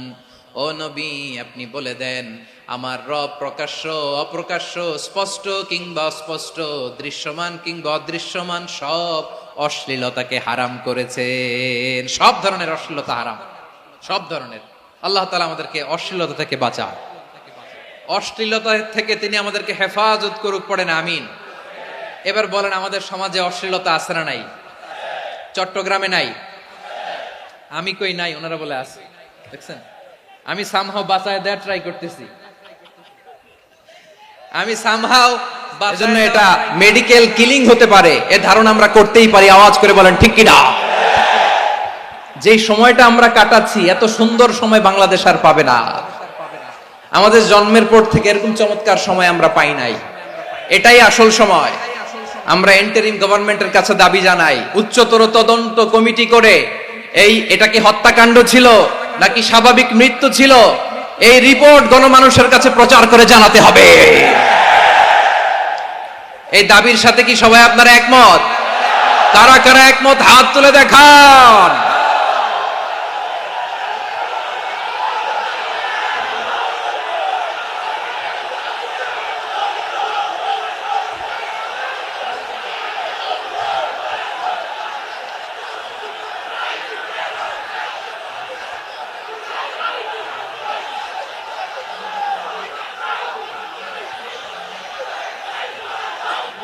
আমার প্রিয় ভাইয়েরা, প্রিয় চট্টলাবাসী, আল্লাহ তাআলা তার এই মুখলেস গোলামকে তার জান্নাতুল ফেরদাউসের মেহমান হিসেবে কবুল করুক।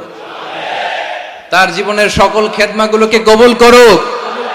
জান্নাতুল ফেরদাউসের আলা মাকামে তাকে মেহমান হিসেবে কবুল করুক।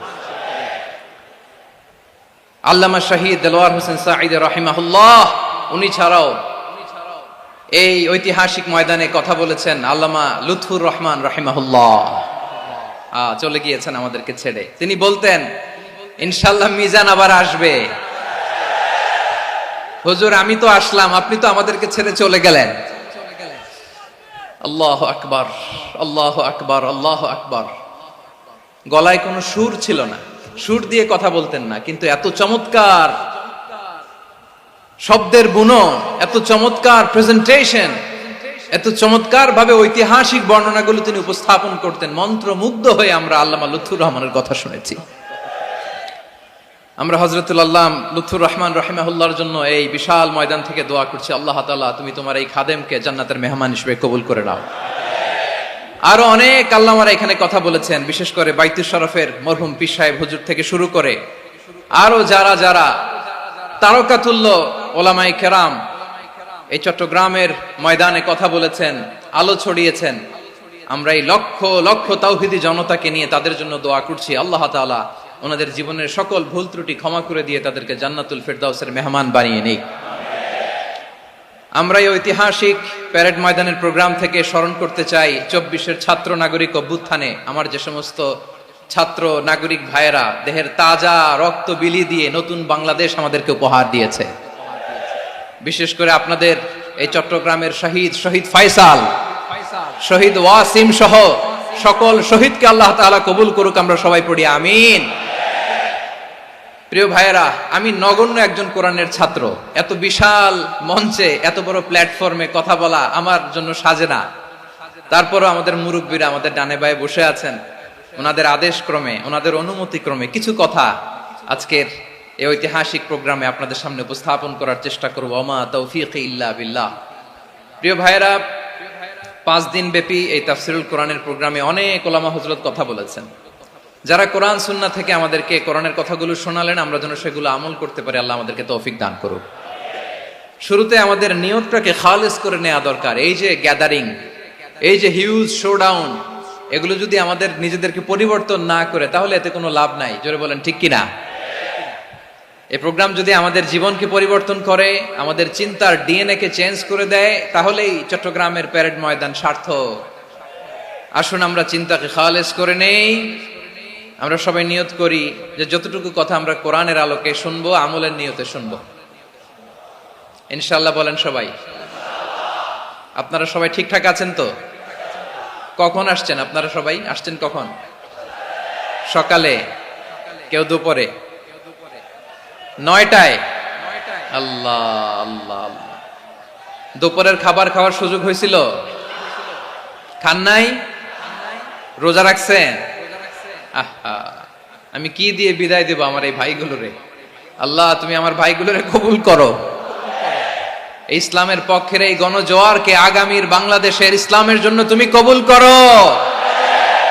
যেই ভালোবাসা ইসলামের জন্য হয়, যেই গণজোয়ার কোরআনের জন্য হয়, পৃথিবীর কোন শক্তি দিয়ে সেটাকে আটকানো যায় না। জোরে বলেন ঠিক কিনা? এজন্য গ্রাজুয়ালি, সিস্টেম্যাটিক্যালি মেথোডোলজিক্যালি আমাদেরকে আগাতে হবে, শুধু আবেগ দিয়ে নয়, বিবেকেরও দরকার আছে না নাই? প্রিয় ভাইয়েরা, আসুন, আমাদের কথা অনেক বেশি, সময় অনেক কম, আমরা আর কাল বিলম্ব না করে মহাবিশ্বয় মহাগ্রন্থ আল কুরআন আল কারীম থেকে কিছু কথা শুনি। আমি যে টপিকটা নিয়ে আজকের ঐতিহাসিক চট্টগ্রামের প্যারেড ময়দানের তাফসিরুল কোরআন প্রোগ্রামে আলোচনা করব, সেটা হচ্ছে সূরাতু আন-নাহলের 90 নম্বর আয়াত নিয়ে কিছু কথা আমরা উপস্থাপন করবার চেষ্টা করব ইনশাআল্লাহ। আমার খুতবার শুরুতেই আপনারা মোটামুটি আন্দাজ করে ফেলেছেন যে আমি কি নিয়ে আলোচনা করব, কারণ যে আয়াতটি আমি তেলাওয়াত করেছি এই আয়াতটি প্রায়শই এই ভূখণ্ডে, এই বাংলাদেশে জুমার দিনে খতিব সাহেবরা দ্বিতীয় খুতবার শেষের দিকে পড়ে না? কি কমন পড়ছে? ইন্নাল্লাহা ইয়া'মুরু বিল আদলি ওয়াল ইহসান ওয়া ইতা'i যিল কুরবা ওয়া ইয়ানহা আনিল ফাহশাই ওয়াল মুনকারি ওয়াল বাগি ইয়া'iদুকুম লাআল্লাকুম তাযাক্কারুন। মুখস্থ আছে না সবার? আসুন আমরা এই আয়াতের সরল অর্থ, এর মর্মবাণী, এর সংক্ষিপ্ত তাফসীর সবাই মিলে আজকের এই প্রোগ্রাম থেকে উদ্ধার করার চেষ্টা করি। আপনারা মনোযোগী আছেন তো? ইনশাআল্লাহ। এই আয়াতটা অনেক কম্প্রিহেন্সিভ একটা আয়াত। সাইয়েদনা আব্দুল্লাহ ইবনে মাসউদ রাদিয়াল্লাহু তাআলা আনহু উনি বলেছেন, ইন্নাহা মিন আজমাই আয়াতিল কুরআন, এটা কোরআনের সবচেয়ে জামে মানে আয়াত। যদিও ছোট্ট আয়াত, অল্প কিছু কথামালা, কিন্তু তিনি বলতেন এটা কোরআনের সবচাইতে জামে মানে সবচেয়ে কম্প্রিহেন্সিভ একটা আয়াত, যেখানে কথা কম, শব্দ কম, কিন্তু এটার দোতনা, এটার আবেদন, এটার মিনিং অনেক বেশি। সুবহানাল্লাহ। এই আয়াতে আল্লাহ তাআলা বেসিক্যালি আমাদেরকে তিনটা বিষয়ে আদেশ করেছেন আর তিনটা বিষয়ে বারণ করেছেন, মানে নিষেধ করেছেন। আওয়াজ করে বলুন, আদেশ করেছেন কয়টা? প্রিয় চট্টলার ভাইয়েরা, আমার মতো এই যে 3 আঙ্গুল উঁচু করে বলেন, আদেশ করেছেন কয়টা? আবার নিষেধও কয়টা? মানবো তো আমরা ইনশাআল্লাহ? বলেন সবাই। 3 do's and 3 don'ts, do's and don'ts, 3টা আদেশ, 3টা নিষেধ। এই 3টা আদেশ আর 3টা নিষেধের ভেতরে আল্লাহ তাআলা গোটা ইসলামী শরিয়ার মূল নির্যাসকে ঢুকিয়ে দিয়েছেন। সুবহানাল্লাহ। এই ছোট্ট একটা আয়াতে গোটা ইসলামী শরিয়ার, the gist, the cream of the creams, গোটা ইসলামী শরিয়ার মূল নির্যাসকে আল্লাহ ঢুকিয়ে দিয়েছেন। 3টা আদেশ আর 3টা নিষেধ। আসুন আমরা সরাসরি কোরআন থেকে শুনি, সবাই পড়ুন। আউযু বিল্লাহি মিনাশ শাইতানির রাজীম। বিসমিল্লাহির রহমানির রহিম।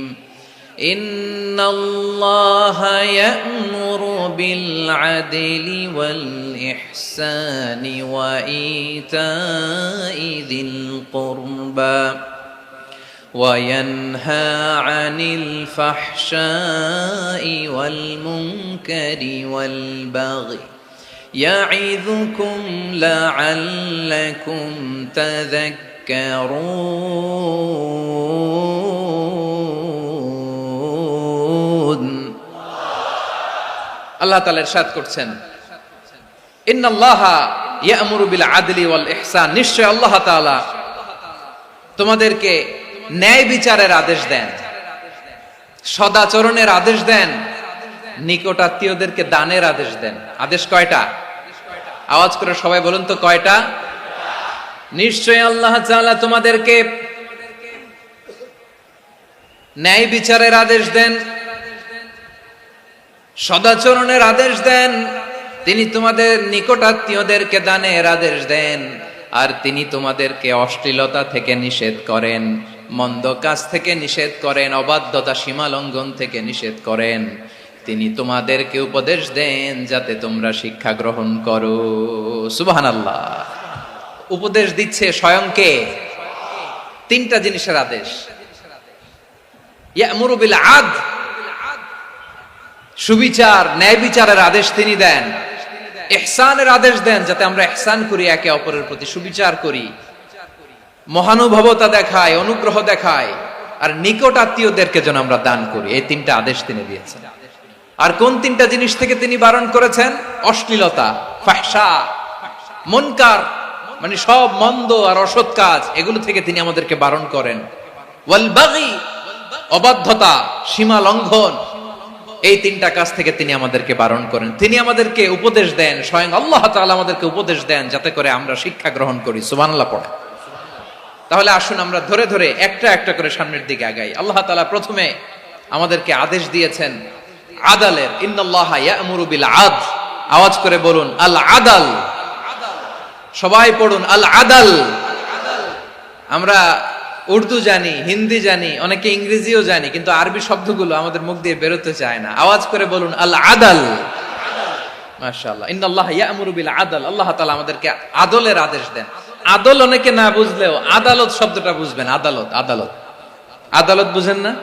যেখানে বিচার কার্যের ফয়সালা করা হয়, কোর্ট কাচারি আদালত, এটা তো ভেরি কমন।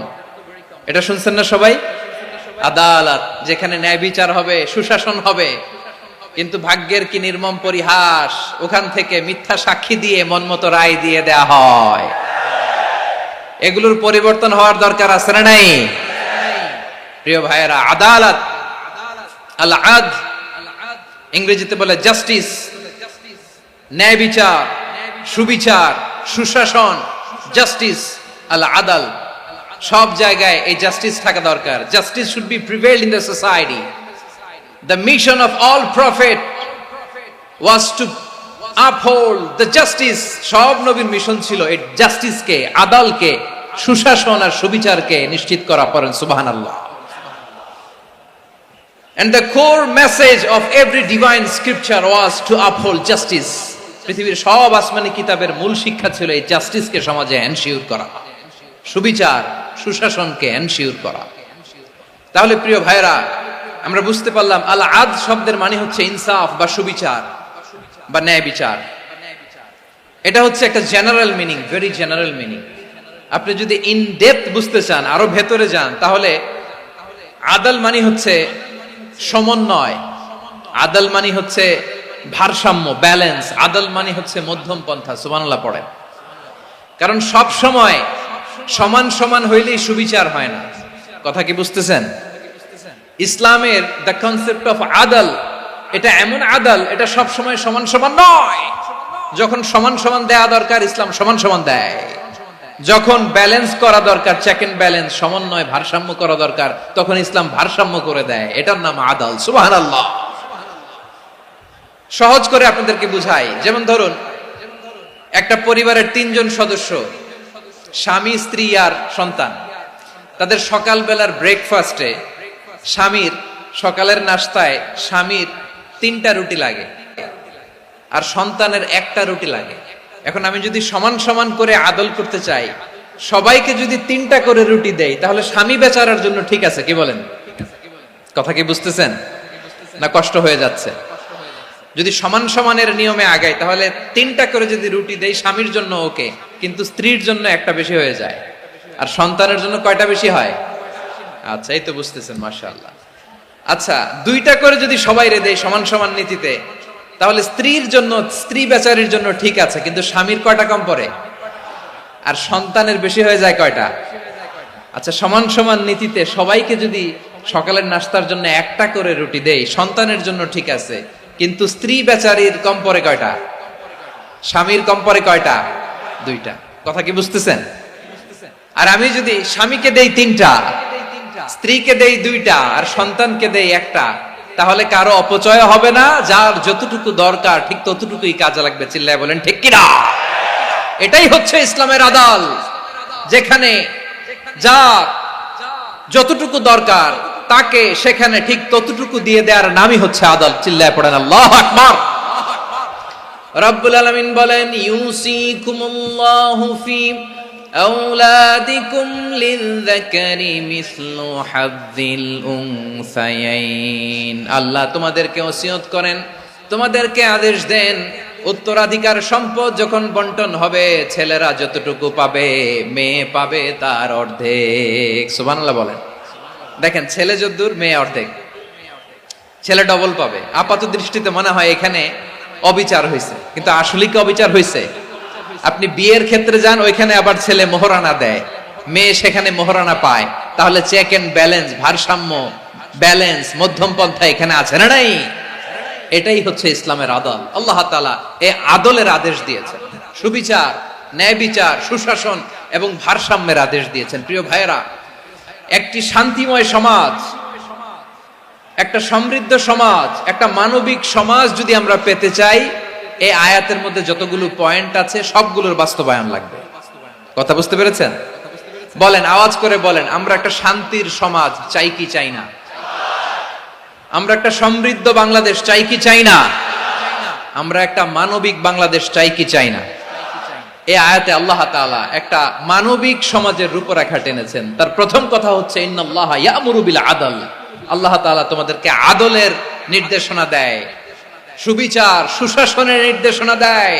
যে সমাজে আদল থাকে না, সেই সমাজে জুলুম মানুষের ঘাড়ে চেপে বসে। আদলের বিপরীত হচ্ছে জুলুম। আদলের বিপরীত কি? জুলুম বা জাওর, অত্যাচার, অবিচার, বৈষম্য। এই যে বৈষম্য বিরোধী ছাত্র আন্দোলন কমন পড়ছে? এই যে একজন সমন্বয়ক তো দেখা করলো আমার সাথে। জুলুম মানে হচ্ছে বৈষম্য। বৈষম্যের স্থান ইসলামে নাই, অবিচারের স্থান ইসলামে নাই, জুলুমের স্থান ইসলামে নাই। আল্লাহ তাআলা বলেন যে আমি জুলুমকে নিজের জন্য হারাম করেছি এবং তোমাদের জন্য হারাম করেছি।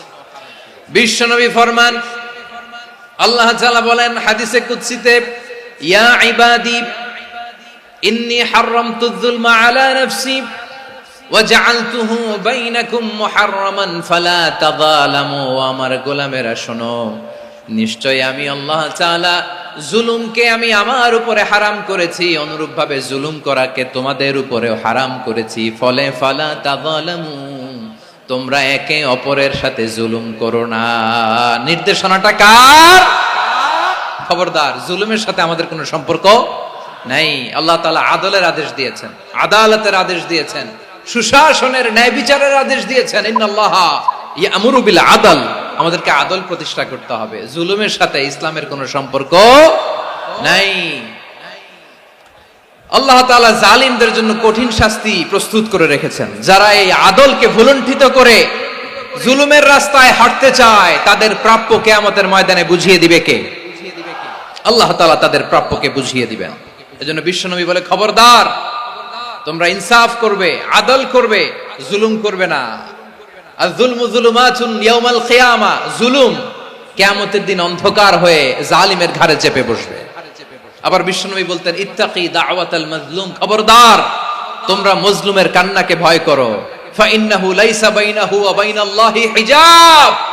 কেননা মজলুমের কান্নার মাঝে আর আল্লাহর আরশের মাঝে কোনো পর্দা থাকে না। বিশ্বাস হয়? এই কথা বিশ্বাস হয়? এর জলজ্যান্ত প্রমাণ তো আমরা নিজেরাই দেখলাম। হ্যাঁ, মজলুমের কান্না ফুলে ফেপে মহিরুহ হয়ে, পাহাড়ের মতো হয়ে, বিস্ফোরিত হয়ে জালিমের মসনদকে ছারখাড় করে দিয়েছে।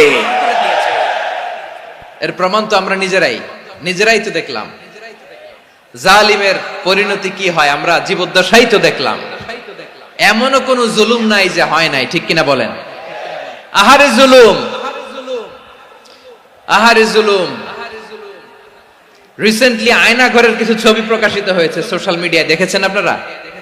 হ্যাঁ, ছোট্ট একটা জায়গা, স্বাধীন মানুষকে প্রাণীর মতো, পাখির মতো খাঁচায় বন্দি করে রেখেছে। কখন দিন কখন রাত কিচ্ছু জানে না, কখন দিন কখন রাত কিছু জানে না। বছরের পর বছর কেটে গিয়েছে। বলে আছে অশ্লীলতা নানা ভাবে, নানা নামে, নানা মোড়কে আমাদের সমাজে আছে না নাই?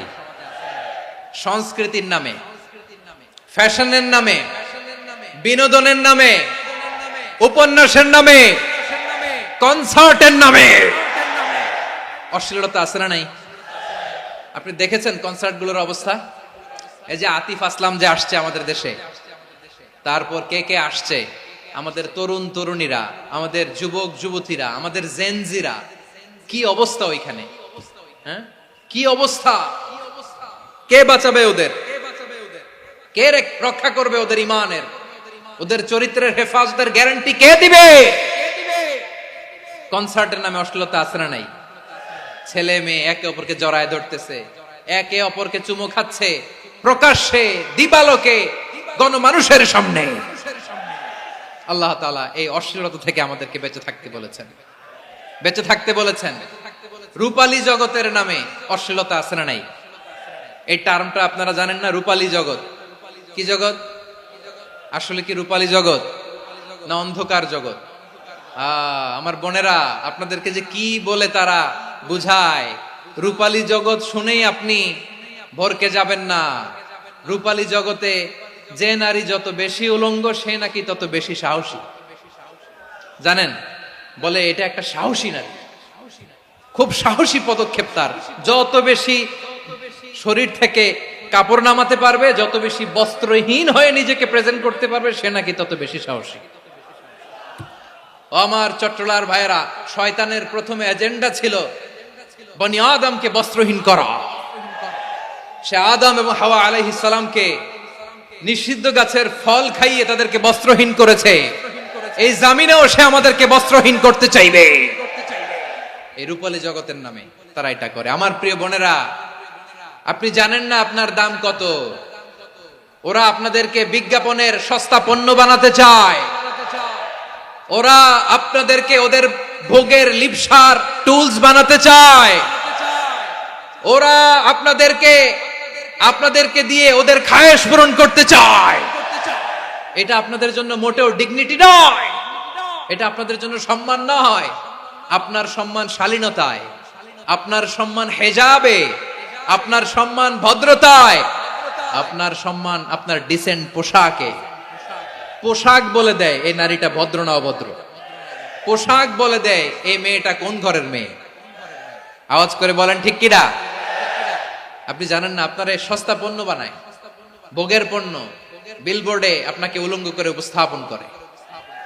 এই অশ্লীলতার সাথে ইসলামের কোনো সম্পর্ক। এজন্য আল্লাহ বলেন, আমি অশ্লীলতাকে হারাম করেছি। অশ্লীলতাকে হারাম করার প্রথম কারণ হলো এর মাধ্যমে মানবতাকে অপমানিত করা হয়। কারণ মানুষের সম্মান মানুষের পোশাকে। মানুষ যখন পোশাকহীন হয়ে যায়, বস্ত্রহীন হয়ে যায়, তার সম্মান কমে যায়। ঠিক কিনা? অশ্লীলতাকে হারাম করার প্রথম কারণ হচ্ছে মানুষ মানুষকে অপমান করে। একটা নারী, সে তো সম্মানিত। নারী যে কত সম্মানিত, নারীর এটা বুঝেই নাই। বিশ্বনবী বলেন, আর দুনিয়া কুল্লুহা মাতা ওয়া খায়রু মাতা'আদ দুনিয়া আল মারআতুস সালিহা। আমার বোনেরা, 5টা প্যান্ডেলে আপনারা এলইডিতে আমার আলোচনা শুনছেন, আমি জানি। আপনাদের এই গর্ভ যে কত দামি আপনি জানেন না। আপনার পেট থেকেই আসবে আগামী দিনের সালাহুদ্দিন আল আইয়ুবী। আপনার পেট থেকেই আসবে অনাগত দিনের ইমাম মাহদী আল মুনতাযর।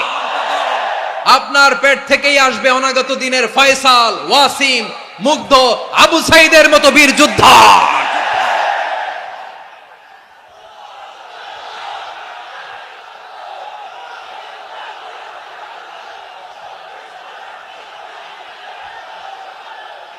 আমার প্রিয় বোনেরা, আমার প্রিয় বোনেরা, বিশ্বনবীর কথার ওজন খেয়াল করেন। আর দুনিয়া কুল্লুহা মাতা ওয়া খায়রু মাতা'আদ দুনিয়া আল মারআতুস সালিহা। দুনিয়ার সবকিছুই অ্যাসেট, এর মধ্যে সবচেয়ে দামি অ্যাসেট নেককার নারী। আপনার গর্ভ যে কত দামি আপনি জানেন না। নিজের সময়টাকে কাজে লাগান, কোরআন পড়েন, সুন্নাহ পড়েন। আপনার অনেক দায়িত্ব ঘরে। You are the MD of your family. একটা family it's a very big institution. পরিবার একটা অনেক বড় প্রতিষ্ঠান। and you are the MD of your institution. আপনি এই পরিবারের MD, managing director of your family. এখানে আপনার কত দায়িত্ব। আপনি ছেলে মেয়েদেরকে তারবিয়া করবেন। আপনি আপনার স্বামীর জন্য ঘরটার জান্নাতের নীর বানাবেন। আপনার জন্য জান্নাতের ডুপ্লেক্স বাড়ি ওইখানে তৈরি করে রাখবে কে? আপনি যে কত দামি আপনি জানেন না। নারীদেরকে আল্লাহ বানিয়েছেন উচ্চতর করে, নিম্নতর নয়। নারীদেরকে ছোট্ট জিনিস দিলে এটার বড় করে দেয়। নারীদেরকে ভ্রূণ দিলে, শুক্রাণু দিলে নারী এটারে বাচ্চা হিসেবে উপহার দেয়। ঠিক কিনা? বিয়ের মাধ্যমে স্বামী যখন তার শুক্রাণু তার স্ত্রীকে উপহার দেয়, স্ত্রী রিটার্নে কি উপহার দেয়? ফুল ফর্ম বেবি, মানব সন্তান। দেখছেন, আপনি দিলেন একটুকুনি, দিছে বিশাল। আপনি যদি নারীকে বাজার এনে দেন, নারী এটাকে সুস্বাদু খাবারে রূপান্তর করে দেয়। আপনি তাকে একটা মুচকি হাসি দিয়ে দেন, সে তার কলিজা দিয়ে দেয়। কিন্তু যদি আপনি তার মনে কষ্ট দেন, সে আপনার জীবনকে জাহান্নাম বানায়া দেয়। খবর আছে। নারীর মন বুঝতে পারলে নেয়ামত, বুঝতে না পারলে কিয়ামত। ঠিক কিনা বলে? কত দামি আপনি জানেন না, জানেন না আপনি কত দামি, অনেক দামি আপনি। আপনাদেরকে যেন ভোগের সস্তা পণ্য বানাতে না পারে, আপনাদেরকে সচেতন থাকতে হবে, সজাগ থাকতে হবে, কনসার্ন থাকতে হবে। শয়তানের ওই হাতছানির দিকে আর নজর দেওয়া যাবে না। তাহলে কেন আল্লাহ তাআলা এই ফাহশা অশ্লীলতাকে হারাম করলেন? এক নাম্বার, এতে হিউম্যান ডিগনিটি কমে। দুই নাম্বার, এতে মানুষের অধিকার নষ্ট হয়। আপনি বিয়ে করেছেন এরে, পরকিয়া করেন ওর সাথে, এরকম আছে না নাই? স্ত্রীর অধিকার নষ্ট করেছেন। আপনি বিবাহ সম্পর্কে আবদ্ধ হয়েছেন তার সাথে, আপনি পরকিয়া করেন ওই ছেলের সাথে, আপনি আপনার হাজবেন্ডের সাথে বিট্রে করেছেন। এজন্য আল্লাহ অশ্লীলতাকে হারাম করেছে। অশ্লীলতাকে হারাম করার আরেকটা কারণ হচ্ছে আল্লাহ তাআলা এই হিউম্যান জেনারেশনকে, এটাকে প্রিজার্ভ করতে চায়। হিফজুন নাসল, এটা মাকাসিদুশ শরিয়ার অনেক গুরুত্বপূর্ণ একটা মাকাসিদ, অনেক গুরুত্বপূর্ণ। আপনার নাসল, আপনার জেনারেশনকে সংরক্ষণ করা। এই যে আসতেছে ফেব্রুয়ারি, কত ফেব্রুয়ারি জানো? এটা কি বিশ্ব ভালোবাসা দিবস? হ্যাঁ, কি দিবস?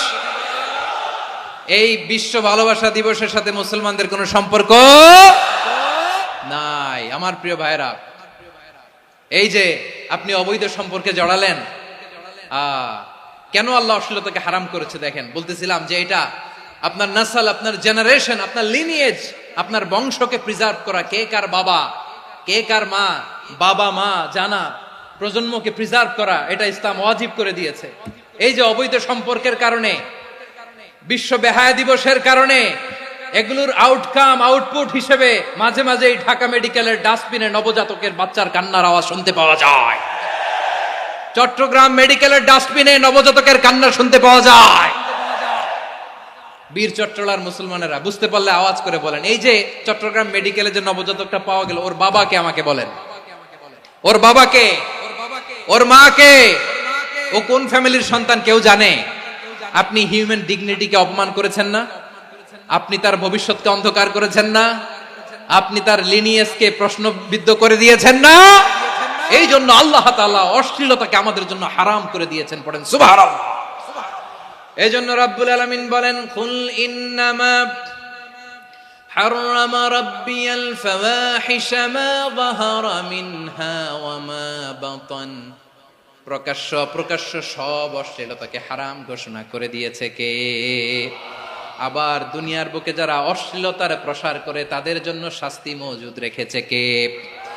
রাব্বুল আলামিন বলেন, ইন্নাল্লাযীনা ইউহিব্বুনা আন তাশিআল ফাহিশাতু ফিল্লাযীনা আমানু লাহুম আযাবুন আলীমুন ফিদ দুনিয়া ওয়াল আখিরাতি ওয়াল্লাহু ইয়ালামু ওয়া আনতুম লা তা'লামুন।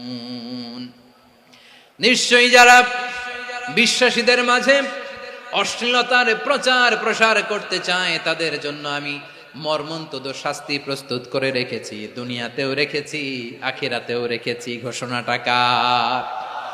যারাই নাটকের নামে, সিনেমার নামে, রূপালী জগতের নামে, মুভির নামে, ওটিটি প্ল্যাটফর্মের নামে আমার সমাজে অশ্লীলতা ছড়াতে চায় তাদের জন্য কঠিন মর্মন্তুদ শাস্তি মজুদ রেখে দিয়েছে কে? ও আমার বোনেরা, এখনো আপনি জাগবেন না? এখনো আপনার চিন্তার দুয়ারে এখনো নাড়া পড়ে নাই? ওরা আপনাকে উলঙ্গ বানাতে চায়, ওরা আপনাকে আইটেম গার্ল বানাতে চায়।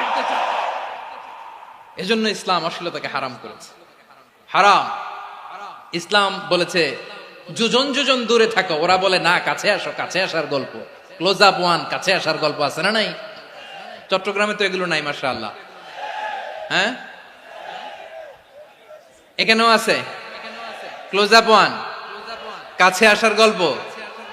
আল্লাহ বলেন ওয়ালা তাকরাবুজ জিনা, কাছেও এসো না, জিনা থেকে যোজন যোজন কিলো দূরে থাকো। ওরা বলে কাছে আসার গল্প।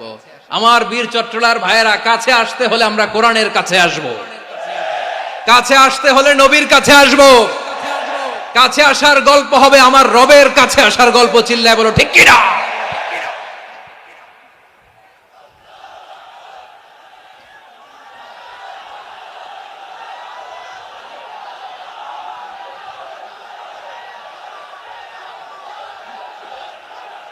বসুন, বসুন আমার ভাইয়েরা। তাহলে অশ্লীলতার সাথে আমাদের কোনো সম্পর্ক? সবাই বলতে পারেননি, আওয়াজ করে বলুন, অশ্লীলতার সাথে আমাদের কোনো সম্পর্ক? আমরা এই সমস্ত ক্লোজ আপ ওয়ান, কাছে আসার গল্পের প্রোগ্রামে যাব? আমরা কোন ধরনের অশ্লীল কন্টেন্ট সোশ্যাল মিডিয়ায়, টিভিতে দেখব? কি যুগ যে আমরা কাটাচ্ছি আপনি কল্পনা করতে পারবেন না। পর্ন ইন্ডাস্ট্রি, নারী পুরুষের বস্ত্রহীন যুগল দৃশ্য, এটাকে দিয়ে ওরা কোটি ডলারের ইন্ডাস্ট্রি বানিয়েছে। পুরো মানব ইতিহাসে এরকম জঘন্য সময় মানব ইতিহাস পার করে নাই। পর্ন এটা ইন্ডাস্ট্রি হয়ে গেছে। আমাদের এই যুবকগুলো, জেনজি গুলো, ওদের চরিত্র বাঁচাবে কি করে? কেমন করে হেফাজত করবে ওদের এই মূল্যবান চরিত্র? আমার প্রিয় ভাইরা, এই অশ্লীলতার দ্য লেটেস্ট ভার্সন হচ্ছে LGBTQ, শরীফ থেকে শরীফা। শুনছেন আপনারা? দেখতে পুরুষ, আসলেই পুরুষ, সুস্থ একজন পুরুষ, 4 সন্তানের বাবা, বলে আমি মনে মনে নারী।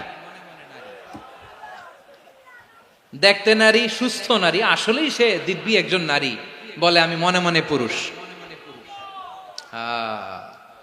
সবচেয়ে ভয়ঙ্কর অশ্লীলতার সবচাইতে লেটেস্ট ভার্সন হচ্ছে এই ট্রান্সজেন্ডারিজম।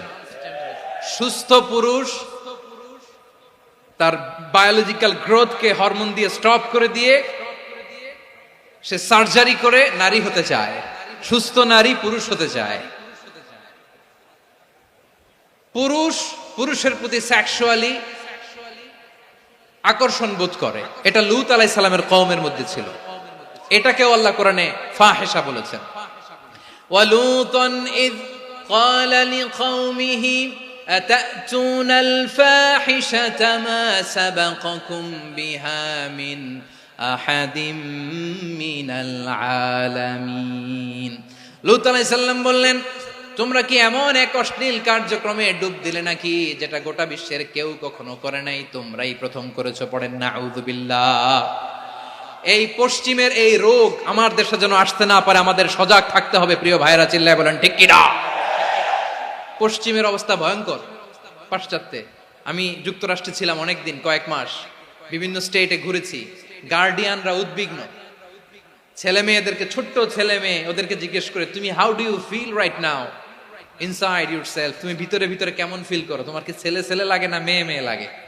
আচ্ছা বলেন, এই ছোট্ট বাচ্চাটাও কি এগুলো জেন্ডার অ্যাসাইনমেন্ট বলতে এগুলো কিছু বুঝে? এইভাবে মিসগাইড করা হচ্ছে।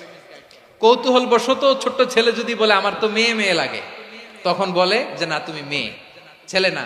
মা বাবা বাধা দিলে ওকে আলাদা গভর্নমেন্ট হাউসে নিয়ে যাও। ভয়ঙ্করতম অবস্থা। আমরা একটা সময়ে শুনতাম যে হুজুর আমার ছেলেটা খুব ভালো, হাফেজে কোরআন, আল্লাহওয়ালা। হুজুর আমার ছেলে দাড়ি রাখছে, আল্লাহওয়ালা। হুজুর আমার ছেলে 5 ওয়াক্ত সালাত জামাতের সাথে পড়ে, তার মানে আল্লাহওয়ালা। পশ্চিমে যে আমি কি শুনছি জানেন? ওরা বলে হুজুর আমার ছেলেটা ইউনিভার্সিটির একটা মেয়ের সাথে প্রেম করে, ও খুব আল্লাহওয়ালা, হুজুর দোয়া করবেন। এর কারণ ওদের কাছে আল্লাহওয়ালার ক্রাইটেরিয়া হচ্ছে হুজুর আমার ছেলেটা আরেক ছেলের পছন্দ করে নাই, আমার মেয়েটা আরেক মেয়েকে ভালোবাসে নাই, এজন্য আমার ছেলেটা আল্লাহওয়ালা, হুজুর ওর জন্য একটু দোয়া করে দিয়েন। কি চ্যালেঞ্জ ওরা ফেস করতেছে। ওনার ছেলে যে আরেক ছেলেরে বিয়ে করবে না, এটাতেই উনি খুশি যে আলহামদুলিল্লাহ আমার ছেলেটা একটা মেয়েরে ভালোবাসে, আমার মেয়েটা একটা ছেলেরে ভালোবাসে, মানে এটা খুব আল্লাহওয়ালা। নাউজুবিল্লাহ পড়তে পারলেন না? এজন্য অশ্লীলতার সাথে আমাদের কোনো সম্পর্ক। রব্বুল আলামিন বলেন ওয়ায়ানহা আনিল ফাহশাই ওয়াল মুনকারি ওয়াল বাগি। 3টা জিনিসকে আমি নিষিদ্ধ করলাম। 1 নাম্বার হলো ফাহশা, অশ্লীলতা। 2 নম্বরে হলো মুনকার, সমস্ত মন্দ কাজ। আপনাদের মনোযোগ আছে না? শেষ করে দিব? আর 2-1 মিনিট শুনবেন? আচ্ছা বলি তাহলে, আর 2-1 মিনিট। তাহলে নিষেধাজ্ঞা জারি করেছেন 3টা জিনিসের উপর। 1 নাম্বার কি? ফাহশা, অশ্লীলতা। 2 নাম্বার মুনকার। মুনকার মানে হচ্ছে যত মন্দ কাজ, খারাপ কাজ, বাজে কাজ, এটার বলে মুনকার। এটার কি বলে? আপনারা পড়ছেন না? তা'মুরুনা বিল মা'রুফি ওয়া তানহাউনা আনিল মুনকার। ভালো কাজের আদেশ, সৎ কাজের আদেশ, অসৎ কাজের নিষেধ। মুনকার, মুনকার হচ্ছে মানুষের স্বাভাবিক বিবেকবোধ যেটাকে খারাপ বলে, ওইটাই মুনকার। পৃথিবীর সব আসমানি গ্রন্থ যেটাকে খারাপ বলেছে, মানুষের স্বাভাবিক বিবেকবোধ যেটাকে খারাপ বলেছে, এগুলো সব মুনকার। যেমন ইফটিজিং, এটা কি ভালো না খারাপ? মজুদদারি, খাদ্যে ভেজাল দেওয়া, ওজনে কম দেওয়া, মাছে ফরমালিন মিশানো, চাঁদাবাজি, টেন্ডারবাজি, দখলবাজি, এগুলো আমাদের স্বাভাবিক বিবেকেই বলে এগুলো খারাপ, এগুলো হচ্ছে মুনকার। আল্লাহ তাআলা এই মুনকার থেকে আমাদেরকে বেঁচে থাকতে বলেন, আর শয়তান এই মুনকারের প্রতি আমাদেরকে উদ্বুদ্ধ করে।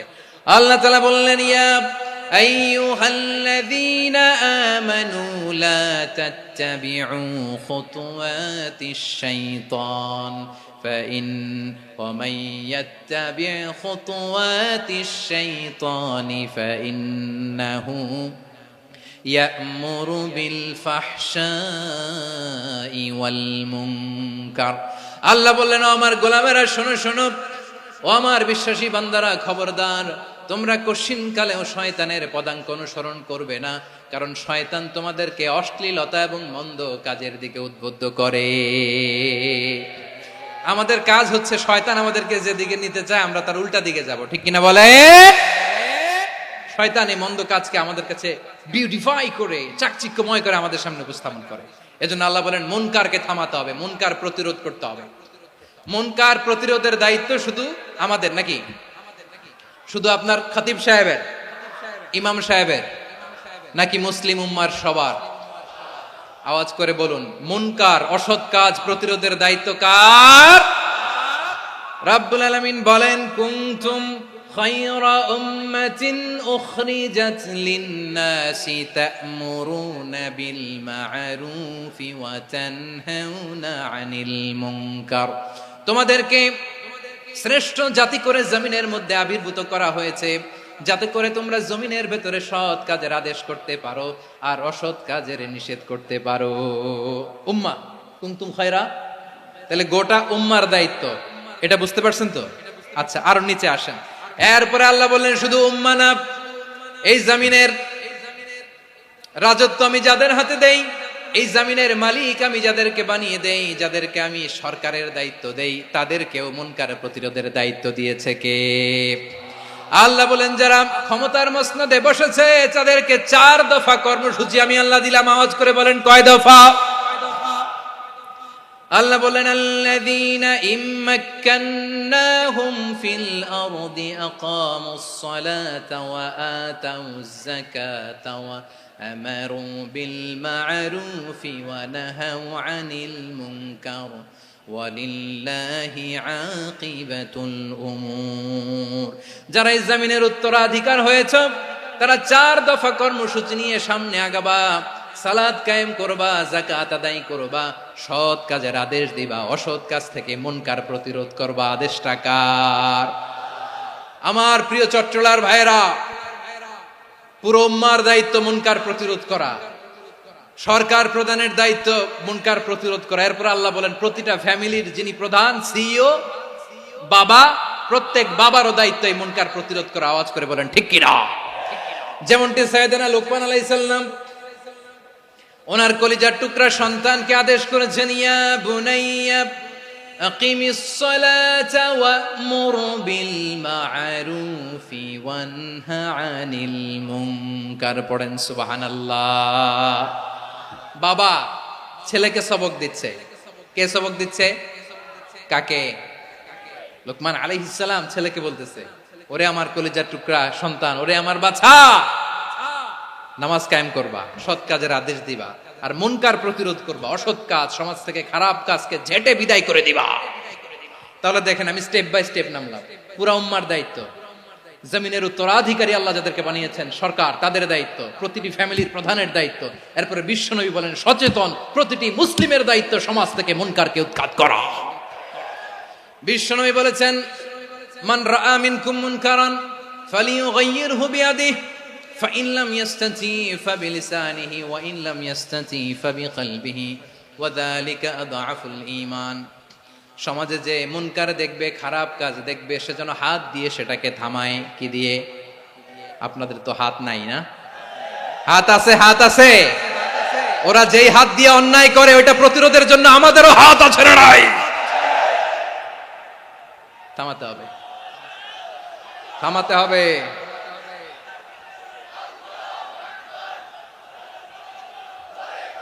বসুন আমার প্রিয় ভাইয়েরা, ওরা ওদের যে হাত দিয়ে টেন্ডারবাজি করে, চাঁদাবাজি করে, ইফটিজিং করে, দখলবাজি করে, যে হাত দিয়ে, ওই মুনকার থামায় দেওয়ার জন্য আল্লাহর দে আমাদেরও দুটি হাত আছে না নাই? আমাদেরও হাত আছে, থামাইতে হবে, থামাইতে হবে, হিম্মত করতে হবে। আমার প্রিয় ভাইয়েরা, না থামালে আমরাই ডুববো শেষমেশ। আমাদের বাঁচার জন্য হলেও থামাইতে হবে। রব্বুল আলামিন বলেন, ওয়াত্তাকু ফিতনাতাল লা তুসিবান্নাল্লাযীনা যালামু মিনকুম খাসসা। ও আমার গোলামেরা, ওই আযাবকে ভয় করো যে আযাব যখন আমি জমিনের বুকে পাঠাই, শুধু জালেমদেরকেই মারি না, আলেমদেরকেও মারি। আযাব যখন আসে তখন শুধু জালিমই মরে না, আলেমও মরে। জানেন, মুসা আলাইহিস সালামের পায়ে একবার একটা লাল পোকা কামড় দিয়েছে, লাল পিঁপড়া। লাল পিঁপড়া কামড় দিলে খুব আরাম লাগে না? কি লাগে?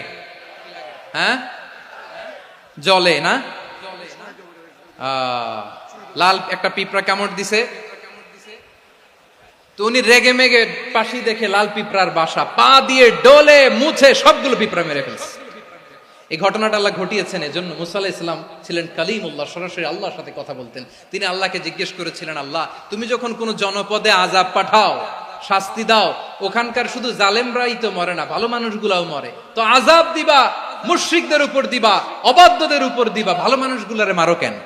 আল্লাহ বললেন, মুসা তোমার যে কামড় দিছিল পায়ের মধ্যে পিঁপড়া, কয়টা পিঁপড়া? জোরে বলেন। একটা পিঁপড়া, তো সবগুলারে মারলা কেন? রেগে মেগে পুরো পিঁপড়ার বাসা ভেঙে মেসাকার করলা কেন? এই মুসা, আমি যখন অ্যাকশনে যাই, আমি যখন শাস্তি দেই, তখন এত বাস বিচার করা হয় না, বাস বিচার করা যায় না। যখন অ্যাকশনে যাওয়া হয়, ওইটা ডাইরেক্ট অ্যাকশন হয়ে যায়। চিল্লায় বলো ঠিক কি না?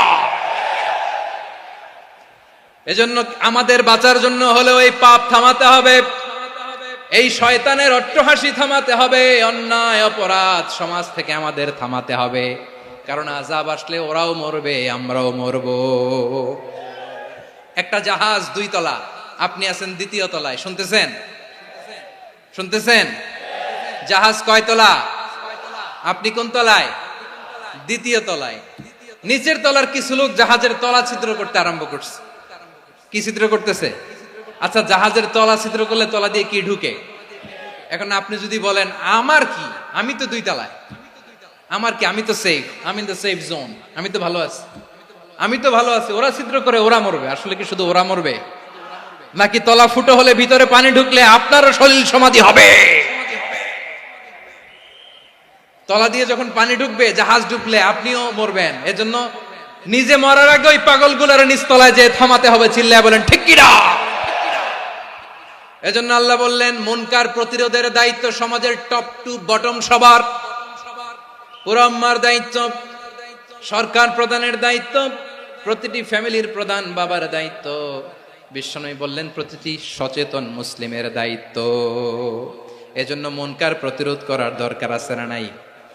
সমাজে এই যে ইফটিজিং হয়, আপনার বোনের বয়সী একটা মেয়েকে কিছু বকাটে টিটকারি করে, এই বলে সেই বলে, নোংরা কথা বলে, রাস্তায় দেখেও আপনি পাশ দিয়ে না দেখার মতো চলে যান কেন? আপনি দাঁড়ান না কেন? আপনি দাঁড়ালেই তো থেমে যাবে, কারণ সত্যের যে শক্তি, তার সামনে মিথ্যা মুখ থুবড়ে পড়ে। আপনার সামনে ও কিছুই না, নাথিং। আপনি দাঁড়ান, ওকে প্রশ্ন করেন যে আমার বোনকে তুমি ডিস্টার্ব করো কেন? আপনাকে দেখে আরো 5 জন দাঁড়াবে, 5 জনকে দেখে আরো 10 জন দাঁড়াবে। আমাদের নীরবতা আর আমাদের নিশ্চুপ থাকাই জালিমদেরকে আরো শক্তিশালী জালিম বানিয়েছে। এজন্য মুনকার প্রতিরোধের দায়িত্ব আমাদের সবার। টেন্ডারবাজি, চাঁদাবাজি, দুর্নীতি, অপরাধ, দখলদারিত্ব, মজুদদারি, এগুলো সব কিছু একসাথে প্রতিরোধ করতে হবে। ঠিক কিনা বলেন? একটা মানবিক সমাজ যদি চাই, প্রতিরোধ করতে হবে। প্রিয় ভাইয়েরা, আল্লাহর শপথ নিয়ে বলি, এই নাসিহাত গুলো সবার জন্য, সব দলের জন্য, সব মতের মানুষের জন্য। আমরা কোনো দলের প্রতি মানুষকে ডাকি না, আমরা ডাকি ইসলামের দিকে। সব দলের, সব মতের, সব মানুষদেরকে আমরা আহ্বান জানাই, আসুন আমরা একটা সুন্দর সমাজ বিনির্মাণ করি। এই যে নতুন বাংলাদেশের এক সুযোগ এসেছে, আর জীবনে হয়তো আসবে না, সামনের 100 বছর এই সময় আসবে না। আসুন দেশটাকে আমরা সাজাই, আসুন আমরা দুর্নীতি বন্ধ করি, আসুন আমরা চাঁদাবাজি বন্ধ করি, আসুন আমরা দখলদারিত্ব বন্ধ করি, আসুন আমরা এক দল আরেক দলকে নিশ্চিহ্ন করার যে রাজনীতি এটা বন্ধ করি। সব দলের প্রতি আমার আহ্বান। আমি কিছুদিন আগে একটা নিউজ দেখলাম, ওই যে লন্ডনে বসে জনাব তারেক রহমান সাহেবকে আমি ধন্যবাদ দিতে চাই। উনি সংবাদ শোনা মাত্রই ওনার দলের অনেক চাঁদাবাজকে উনি বহিষ্কার করেছে। I do appreciate. প্রতিটি দলের এরকম ইনিশিয়েটিভ নেওয়ার দরকার আছে না নাই? যে কোনো দলে এই প্র্যাকটিসটা থাকার দরকার আছে না নাই? চাঁদাবাজদের সাথে আপনারা নিজেদেরকে মুক্ত ঘোষণা করবেন যে এরা আমার দলের কর্মী হতে পারে না। আমরা চাঁদাবাজ মুক্ত বাংলাদেশ চাই, জুলুম মুক্ত বাংলাদেশ চাই, ফ্যাসিজম মুক্ত বাংলাদেশ চাই, গুণ খুন খারাপি মুক্ত বাংলাদেশ চাই। আমরা নতুন ভোরের বাংলাদেশ চাই। ওই বাংলাদেশ পাওয়ার জন্য মুনকার প্রতিরোধে, অন্যায় প্রতিরোধে যদি বাঘের বাচ্চার মতো, আবু সাইদের মতো 2 হাত উঁচু করে বুককে টান টান করে প্রসারিত করে দাঁড়াতে হয়, রাজি আছো মুসলমান? কারা কারা রাজি? আল্লাহকে হাত দেখিয়ে প্রতিজ্ঞা করো।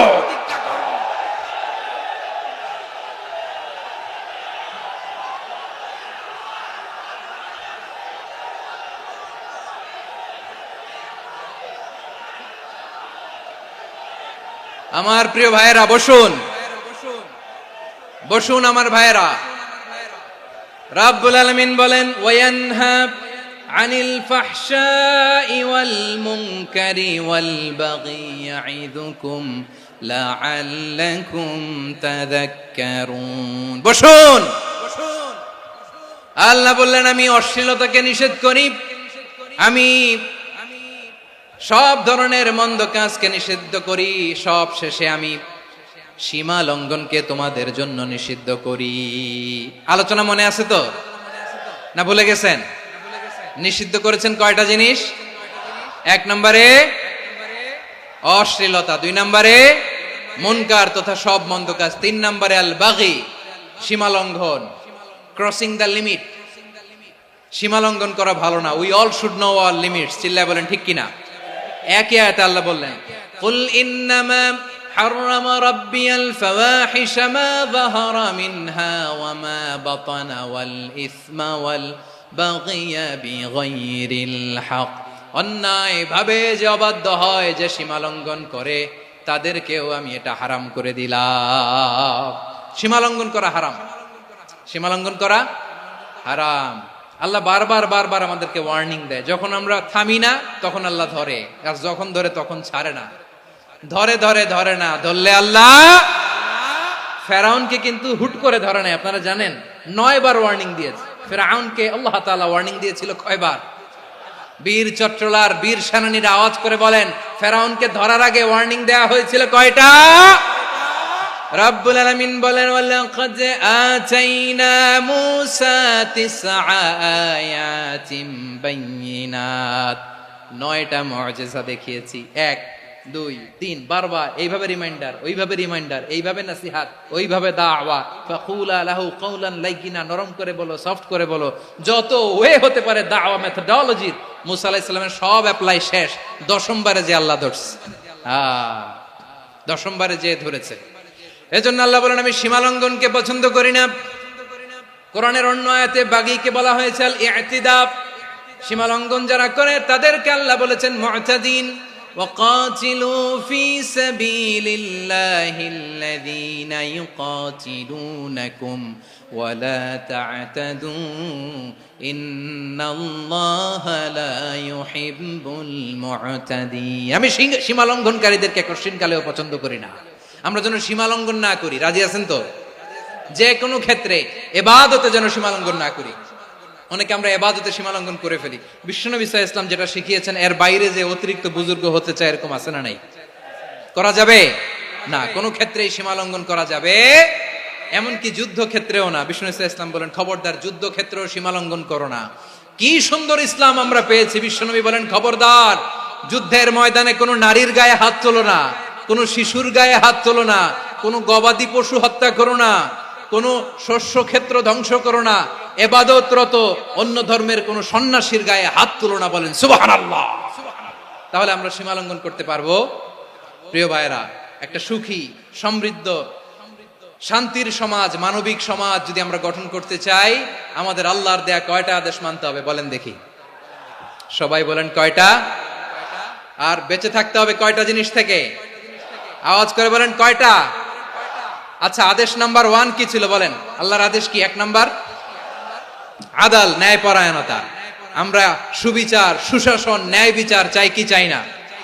2 নম্বরে কি ছিল? মাশাআল্লাহ, আওয়াজ করে বলেন 2 নম্বরে কি ছিল?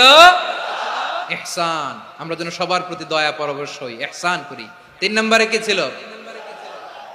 নিকটাত্মীয়দের দান করা, তাদের অধিকার প্রাপ্য বুঝিয়ে দেওয়া। পাশাপাশি 3টা জিনিস থেকে আল্লাহ বারণ করেছেন, নিষেধ করেছেন। তার প্রথমটা ফাহশা, অশ্লীলতা। অশ্লীলতার সাথে আমাদের কোনো সম্পর্ক। আজকের এই ঐতিহাসিক চট্টগ্রামের প্যারেড ময়দান থেকে আমরা যত ধরনের মা তাহারা মিনহা মা বাতান, প্রকাশ্য অপ্রকাশ্য, দৃশ্যমান অদৃশ্যমান, সব অশ্লীলতা থেকে নিজেদেরকে মুক্ত ঘোষণা করলাম। অশ্লীলতাকে আমরা না বলে দিলাম। আওয়াজ করে সবাই বলুন নো। অশ্লীলতার সাথে আমাদের কোনো সম্পর্ক। 2 নম্বর নিষেধাজ্ঞা কি ছিল? আল মুনকার, সমাজের যত মন্দ কাজ এগুলোকে আমরা প্রতিরোধ করব। রাজি আছেন তো সবাই? 3 নম্বরে আল বাগি, সীমালঙ্ঘন। কোন মুসলিম সীমালঙ্ঘন করে না, এমনকি যুদ্ধক্ষেত্রেও না। আওয়াজ করে বলেন ঠিক কিনা? রব্বুল আলামিন শেষে বললেন ইয়াইদুকুম লাআল্লাকুম তাযাক্কারুন, আল্লাহ তোমাদেরকে উপদেশ দেন যাতে তোমরা শিক্ষা গ্রহণ করো। আমরা উপদেশ দিব, আমরা জোর করে কাউরে কিছু মানাতে চাই না। লা ইকরাহা ফিদ্দিন ওয়া যাক্কির ফা ইন্না যিকরা তানফাউল মুমিনিন। উপদেশ দিলে এটা মুমিনদের কাজে দেয়। লাস্তা আলাইহিম বিমুসাইতির ইন্নামা আনতা মুযাক্কির। নবী হে, আপনি রিমাইন্ডার দাতা, আপনি উপদেশ দিবেন। আমরাও বিশ্বনবীর এই হাদিসগুলো থেকে, কোরআনের আয়াত থেকে রিমাইন্ডার, এই কথামালা, বাণী বাহক হিসেবে এই বাণীগুলো আপনাদের সাথে কাছে পৌঁছে দিলাম। আমরা আল্লাহ তাআলার কাছে প্রার্থনা করি, আল্লাহ আমরা যেন আদল দিয়ে আমাদের সমাজকে গঠন করতে পারি। আল্লাহ আমরা যেন ইহসান করতে পারি, আমরা যেন নিকটাত্মীয়দের দান করতে পারি। আল্লাহ যত ধরনের অশ্লীলতা, অনাচার, মন্দ কাজ, সীমালঙ্ঘন, অবাধ্যতা থেকে যেন আমরা বেঁচে থাকতে পারি। আল্লাহ তাআলা আমাদের সবাইকে কথাগুলো বোঝার ও আমল করার তৌফিক দান করুক। হাযা মা ইনদি ওয়াল ইলমু ইনদাল্লাহ আলাইহি তাওয়াক্কালতু ওয়া ইলাইহি উনীব। প্রিয় ভাইরা, আমি আপনাদের সবার জন্য দোয়া করি, আপনারাও আমার জন্য দোয়া রাখবেন।